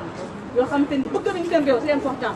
Parce que les aussi, pas parce qu'ils ne sont pas capables. Hein. Dans le gouvernement, il faut avoir des gens qui ont un CV de riche. Mais est-ce que vous voulez au Sénégal? C'est la première question que je pose. Est-ce que vous voulez au Sénégal? Nous devons pour du tout.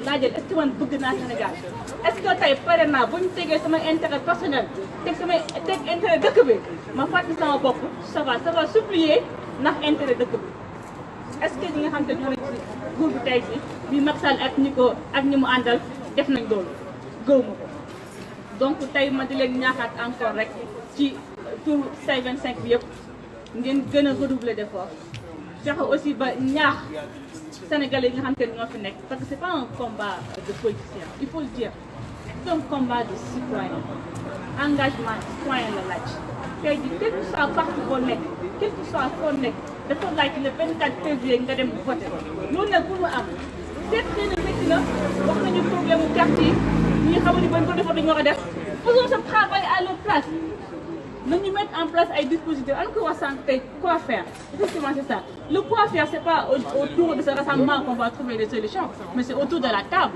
ku si nekk nga xam ne acteur nga toog nga réfléchir nga ne man j'ai une proposition naa ko soumettre nit ñi ba ci sax naa ko soumettre waa C25 les leaders ils sont ouverts à la discussion ils sont à l'écoute de tout le monde vous avez des idées vous avez des propositions faites-nous parvenir vos idées faites-nous parvenir vos solutions on va essayer de tout mettre en place inchallah ba nga xam te ne le 24 février Macky Sall dina jóge ci réew mi maa ngi leen di gërëm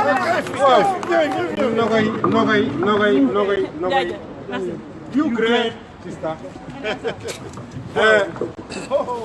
si vous le permettez I want to speak English if you want. No, I not speak English.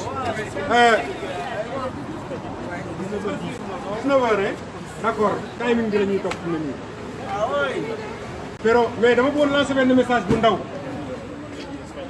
Dama bëggoon lancer benn message bu ndaw suñu mbokk yi ne Espagne. Créé nañ ko lu am solo. Créé nañ ko lu am solo. Ñoom laa bëgg a lancer message si vous le permettez. Madeleine Barr con sus compañeras, con sus compañeros, por favor. Los senegaleses son muy contentos de vosotros. Estamos aquí en París, pero todo el mundo sabe que estáis haciendo una cosa muy importante ahí. Gracias y muchísimas gracias. Pour comprendre, dama ne ñoom Madeleine Barr. Ah, vous avez compris. Ah, todo el mundo habla español aquí. Muy bien, muy bien. Donc nañ leen continuer. Léegi ñu jox kaddu gi.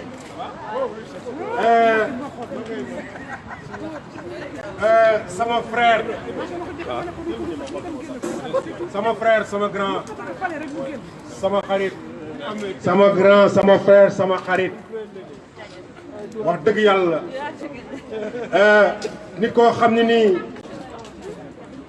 kàddoom bëriwul lu muy jël kàddu mais vraiment soxla nañu mu wax tey ñëpp déglu ko muy président réew mi Khalifa Sall. Khalifa Gassama vous avez la parole. Khalifa Gassama moom mooy Khalifa Gassama vous avez la parole s'il vous plaît. Merci beaucoup Khalifa Gassama. Voilà, kaay si milieu bi. Voilà, je suis désolé, je ne voulais pas parler, mais dama lay wax moom. Le micro est là.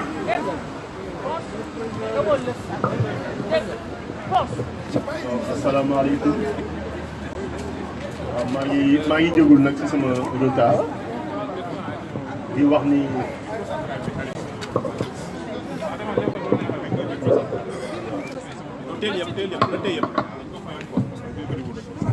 ah bon. asalaamaaleykum. waaw maa ngi ko doon wax sànq maa ngi jégalu ci retard bi dama nekkoon au travail mais gis naa taxawaay bu fi xew tey di remercier mun naa wax parti yëpp nekk fi parti yi nga xam ne depuis plus de 2 mois ñu ngi produire ay efforts pour ñëw fii di manifester en ce qui concerne les élections à venir. Le plus important à retenir, c'est pas les manifestations de tous les jours, de tous les vendredis, pardon. C'est plutôt l'acte est posé de sensibiliser aussi les Sénégalais pour qu'ils puissent venir récupérer leur carte d'électeur. Il est inadmissible aujourd'hui en France qu'on puisse avoir plus de 60 000 inscrits. Et sur les 60 000, vous avez entre 7 000 à 15 000 personnes qui votent. Et après, on se permet de dire c'est la faute au gouvernement. On a une part de responsabilité.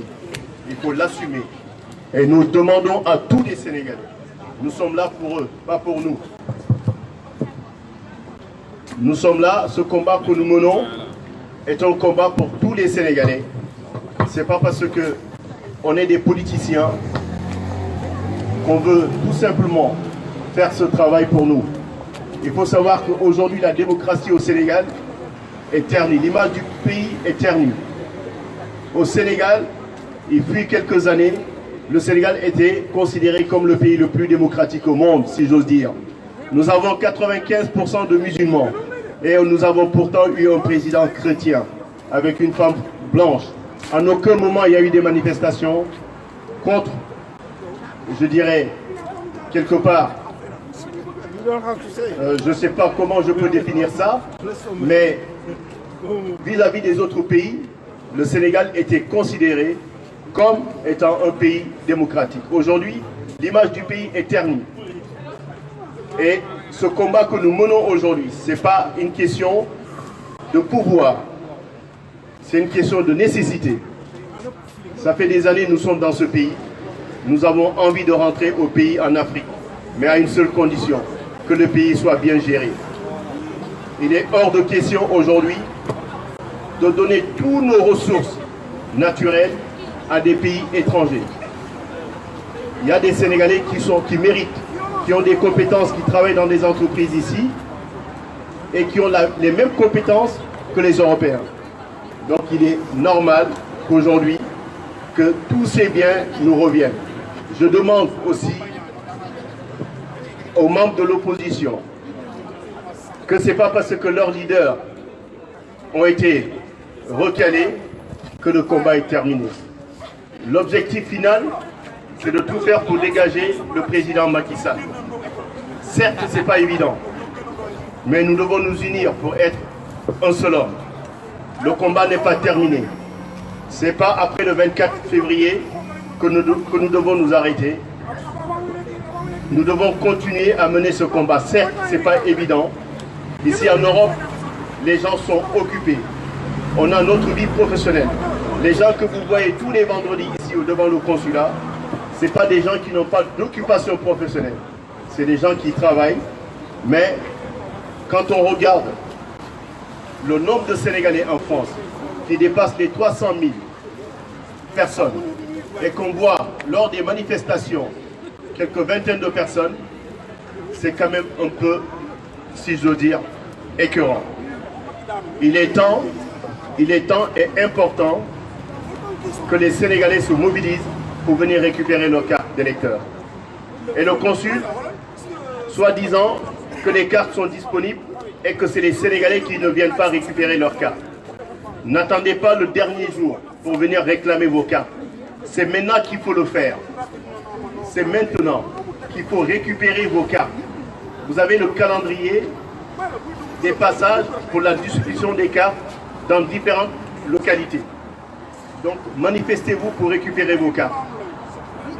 Je m'arrête là et je tiens à saluer surtout les femmes qui se mobilisent plus que les hommes pour la démocratie au Sénégal, surtout ici en France. Je ne m'attendais pas à prendre la parole, je suis désolé, on m'a piégé et voilà, merci. Bravo le président Khalifa Gassama. Vraiment waxtaan bi am na solo kontaan nañ ci yow. Ñu continuer ak sunu jigéen Aliou Rokhaya koo xam ne nii moom it wax dëgg yàlla bu ñu commencé ba léegi si waa Pastef yëpp moom rek la ñuy gis comme tey le dernier jour bi il faut que ñu seede ko dama ne depuis le commencement bu ñuy doon 3 ba 4 ba 5 Rokhaya est toujours présente.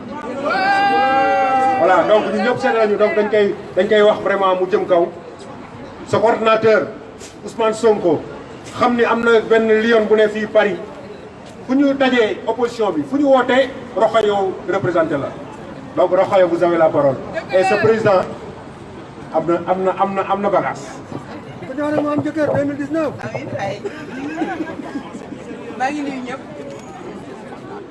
salaamaaleykum ñëpp maa ngi nuyu ñëpp wax ji nag du bëri du gudd lu may wax ñu bëri jaar nañ ci ba pare damay woote rek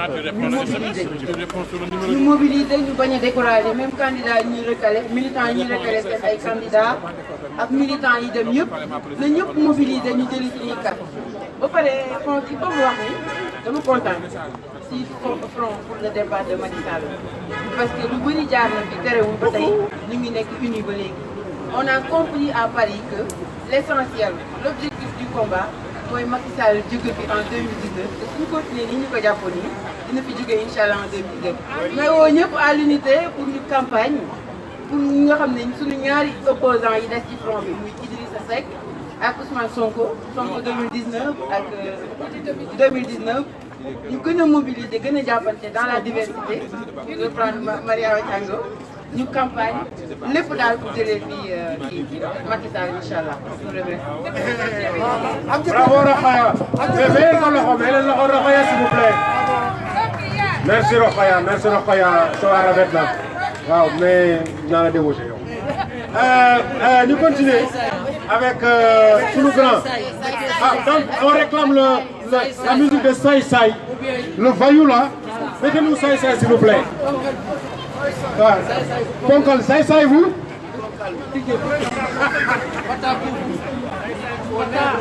DJ, mettez-nous s'il vous plaît Saï Saï oui.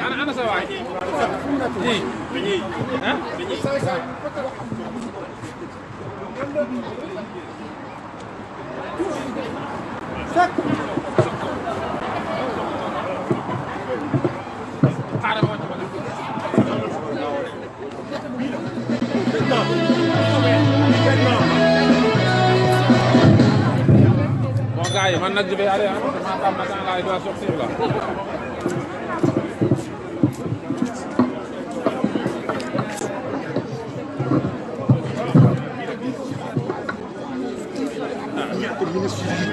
Bu leen fay sama micro bi kay da ngeen di musique. waaw booy musique nga fay. ngay saraxe ay bourse sociale rien que ton parti fàtte la patrie pétrole sa rakk contrat say goro marché public tubaab yi sénégalais yi kolo kolo même chat yi même chien yi amuñu vergogne simee seen cere suñu rongoñ jox ñu suñu carte yi da ngaa tële xam nga ne dañ la fiy jëlee. justice bi léegi dafa naax saay li dox li nag bi lépp daf ko jaay ñi ànd ak moom ñoo ngi naax saay dëgg dëgg Macky mooy saay saay lépp lum la dig lu dul yóbbu la dig xamal ni dana dig waa ji mu matul dig di fekk rek ne dig kon comme di lem ne nit askan bi dee wax xiif nga jàpp góori liif jàmm daf fi gëj étudiant yi nga gëj élection yi di lëj opposant yi nga gëj yóbbu sàggaan maanaan dëkk bee baa naw ni waliyaan justice bi léegi dafa naax saay li def di nag bi lépp daf ko jaay ñi ànd ak moom ñoo ngi naax saay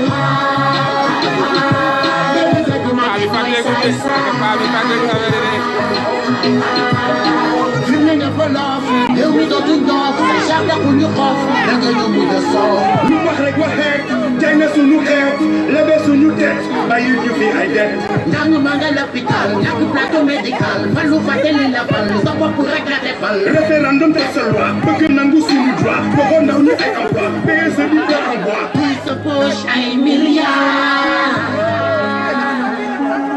gouvernement décona taf sa boor ay vieillard bés lu bés ak milliards waaw gars yi si kanam bii ci lumière yi. justice bi léegi dafa naax saay li def li ñëw yëpp dafa jaay ñi ànd ak moom ñoo ngi naax saay góor gi gars yi si kanam bii waay.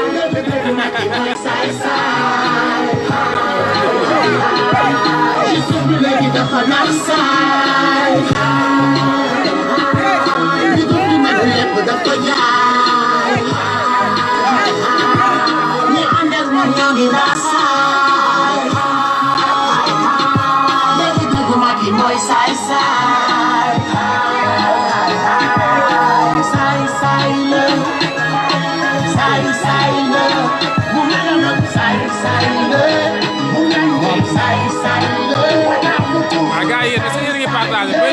kenn moo fi partagé lu ma 2 heures maa ngi leen di liggéeyal kenn partagé wul kenn du like xaaral ma grève yam sax bàyyi ma donc il faut like partagé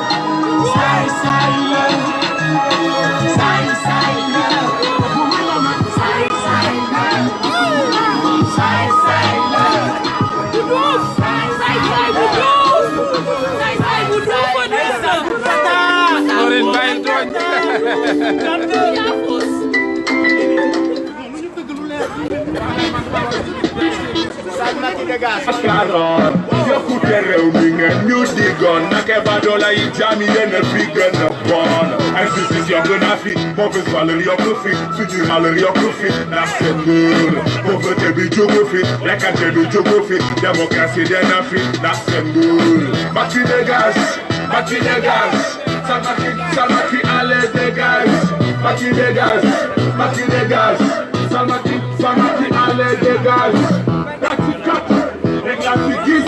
I shot a cut, an empty stick. I want a cut, in your stick.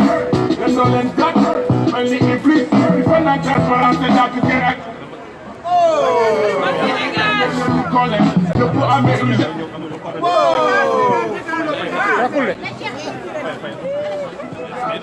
Macky dégage, Salmaki allez dégage.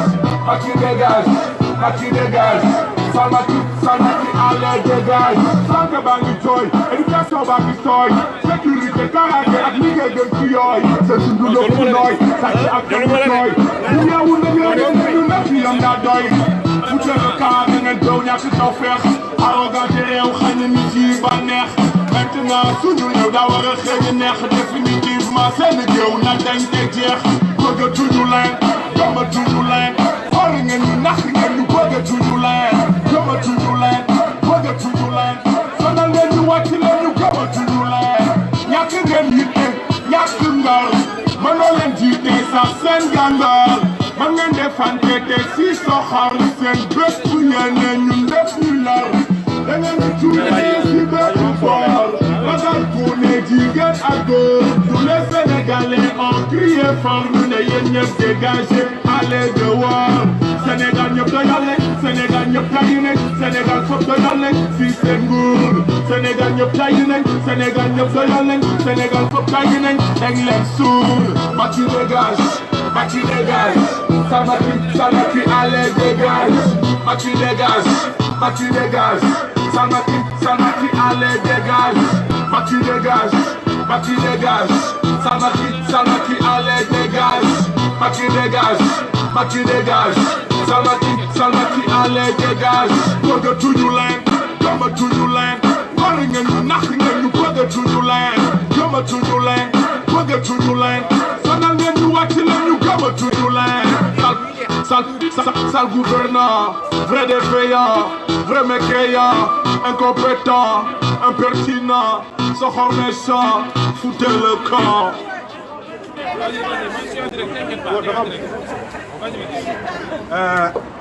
Merci beaucoup tout le monde. Donc fu mu ne nii excusez-moi waxtu bi daf ñu tënk. Cheikh Babacar docteur Moustapha Dramé s'il vous plaît waxtu bi daf ñu tënk nag. Il nous reste 6 minutes donc ñu jox ma instruction nee nañu ma jox Leuz Galsen mu wax 2 minutes vite fait. waaw bu fekkee xam ngeen ko mu ngi nii mu jàkkaarloog ñun Leuz kay taxawee nii Leuz Galsen voilà donc ñëpp xam nañ ko si combat bi jàkkaarloo ak am waaw génneel kanam bi nag ñu xàmmee la. salaamaaleykum maa ngi leen di nuyu di leen ziar yéen ñëpp waaw di leen ziar yéen ñëpp Mara Ndaw xam naa ko def yëpp maa leen di ziar bu wér donc du coup li may wax mooy que ni rek sama mbokk yi il faut ñu jóg bàyyi toog bi ñuy toog di seetaan surtout sama morom yi ne Sénégal bu ñu demee ba ñun ñu nekk fii jógee à 800 kilomètres ñëw pour participer lu mel nii war nañoo mën a def dara consulat bi war ñu ko bàyyi moom ni mu mel nii man pour man dañoo war a booyee consulat bi mu tàkk ndax nit ñi mën a xam waaw donc du coup li ma bëgg a wax rek mooy que ni il faut suñu morom yi yeewu parce que Macky Sall dafa nekk di def Sénégal lu ko neex te nit ñi buñ ko bàyyi mu def lu ko neex bu ëllëgee ñoom rek ñooy jooy peut-être xëy na ñun ñi nekk fii dinañ ci yëg dara mais li gën a bon mooy que ni Sénégal jeunes yi li ñuy def mooy que ni dañuy toog di naan ataaya dem doxaan ci xale yi yaakaar ni c'est la belle vie non ça s'arrête pas là ça s'arrête pas là parce que boo gisee fii système bi ni muy doxee man mosuma génn Sénégal mais juste bi ma génnee Sénégal ba ñëw fii laa xam ni ñun ci ay caaxaan la ñu newoon ci ay fo la ñu nekk te ci la ñu ne ba tey te duñ ci mës a jóge donc man li may mën a lancer comme message mooy que ni les forces de l'ordre nañu xam ne ñun nekkuñu fi pour di rayante ak ñoom dañu nekk fii juste pour ñu mën a dund ak ñoom dund gu siiw nu mu mën a waxee dund gu set dund gu sell voilà parce que loolu moo ñu tax a jóg bu doon ay xeex rek kon dinañ ci doyal sëkk parce que ñun jeunes yi duñ leen ci bàyyi suñu morom rek ñoo fa nekk man mii di wax ak yéen nii ci armée bi laa newoon dama fa génn parce que voilà injustice bi ma fa gis mu nekk fa moo fa nekk ba léegi li tax capitaine Dièye jóg xëy bàyyi armée bi c'est parce que am na lu tax mu bàyyi ko bàyyiwu ko noonu rek pour lu ko neex donc voilà li ma bëgg rek mooy que ni il faut Sénégalais yi yeewu jóg bàyyi ressources yi nga xamante ni am nañ ko Sénégal c'est pas parce que Macky Sall dafa ñëw rek ressources yi nekk fi non ressources yi yàgg na nekk ci suuf si yàgg na ci nekk donc li ma bëgg mooy que ni il faut nit ñi am ci seen fulla ak seen fayda bés bu ñu jëlee suñuy ressources teg ko suñuy loxo tubaab bi am problème lu leer laal na wallaahi asim tubaab bi am problème donc du coup li ma bëgg mooy que ni nit ñi yeewu nañu yeewu ngir yàlla lillaahi wa rasul parce que bu ñu yeewul du baax waaw di jaar gars yëpp sama wax nag moom taxu ko mel noonu mais maa ngi leen di jaar dëgg merci beaucoup Leuz merci beaucoup sa wax rafet na donc on va fermer avec notre coordinateur Cheikh Sall le coordinateur du front pour le départ de Macky Sall ici en France mooy tëj comme ni ñu koy faral di defee saa su ne ñoo ngi jégalu nag ñoo nga xam ne ni bëggoon nañu wax te jox ñu leen kaddu gi parce que waxtu woo ñu tënk donc ñu ngi ñaan ñëpp vraiment ñu jeexal ko si salaam Cheikh vous avez la parole.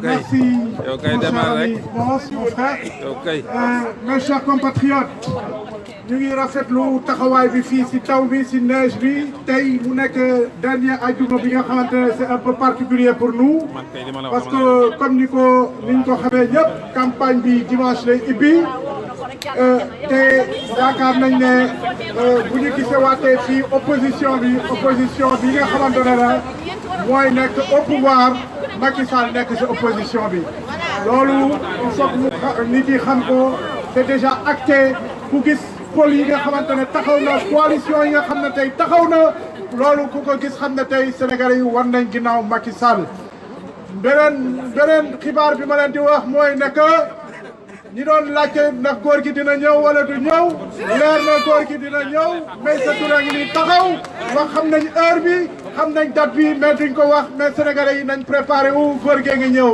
libérer le peuple sénégalais du ma yàgg ndax taw bi ndax set bi mais di am contenté ci seen taxawaay parce que yéen ay vrai patriote ngeen wane ngeen ne Sénégal moo nekk seen xol vraiment ñu ngi leen di remercier membre front bi yëpp ànd nag des fois neexul day am ay coow mais lu am importance mooy li ñu bokk Sénégal moo tax tey ñun ñëpp ñu taxaw bu jàkkaarloo ak Macky Sall jërëjëf. Seka tagal ma musique boobu la waxoon may lancé appel di ñaan yàlla kilifa diine yi ñu jàppale ñu Sénégal am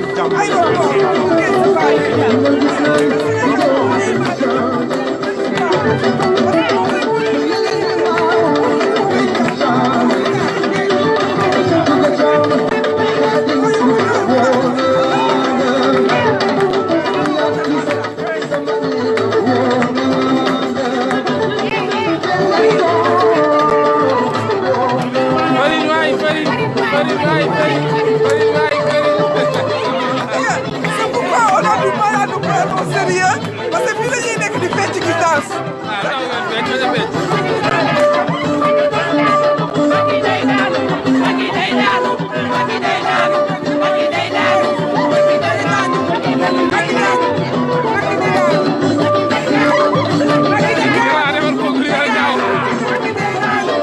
Karim day dugg Karim day dugg Karim day dugg Karim day dugg Khalifa day bokk Khalifa day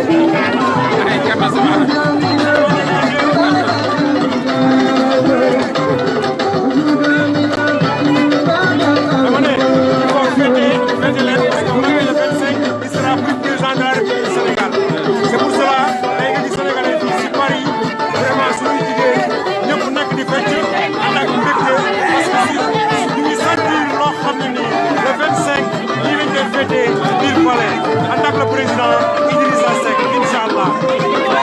Je promets enregistrer aujourd'hui des maïs pour ce pays, il y a un commun, on a gagné.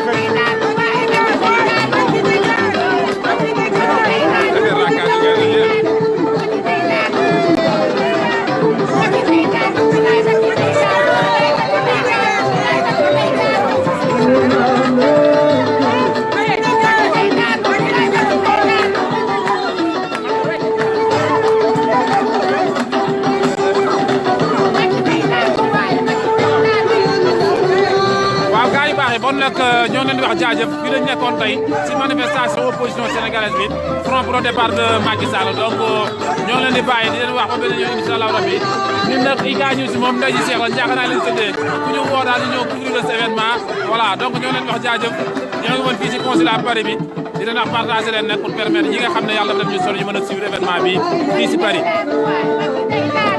yéen mën dafa def benn conclusion ma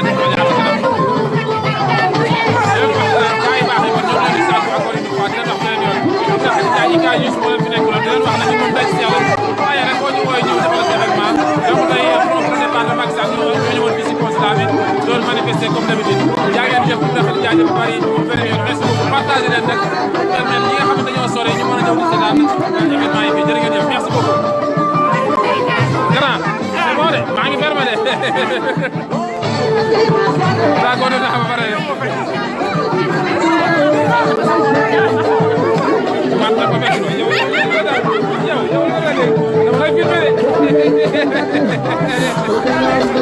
gars yi jërë ngeen jëf waay jàmm ak xewal ñoo ngi leen di bàyyi waay merci beaucoup ñoo ngi woon fii si consulat bi xoolal ma kii waaye xoolal ma kii ala jàmm ak xewal bàyyi naa leen waay merci beaucoup ba beneen yoon incha allah rabbi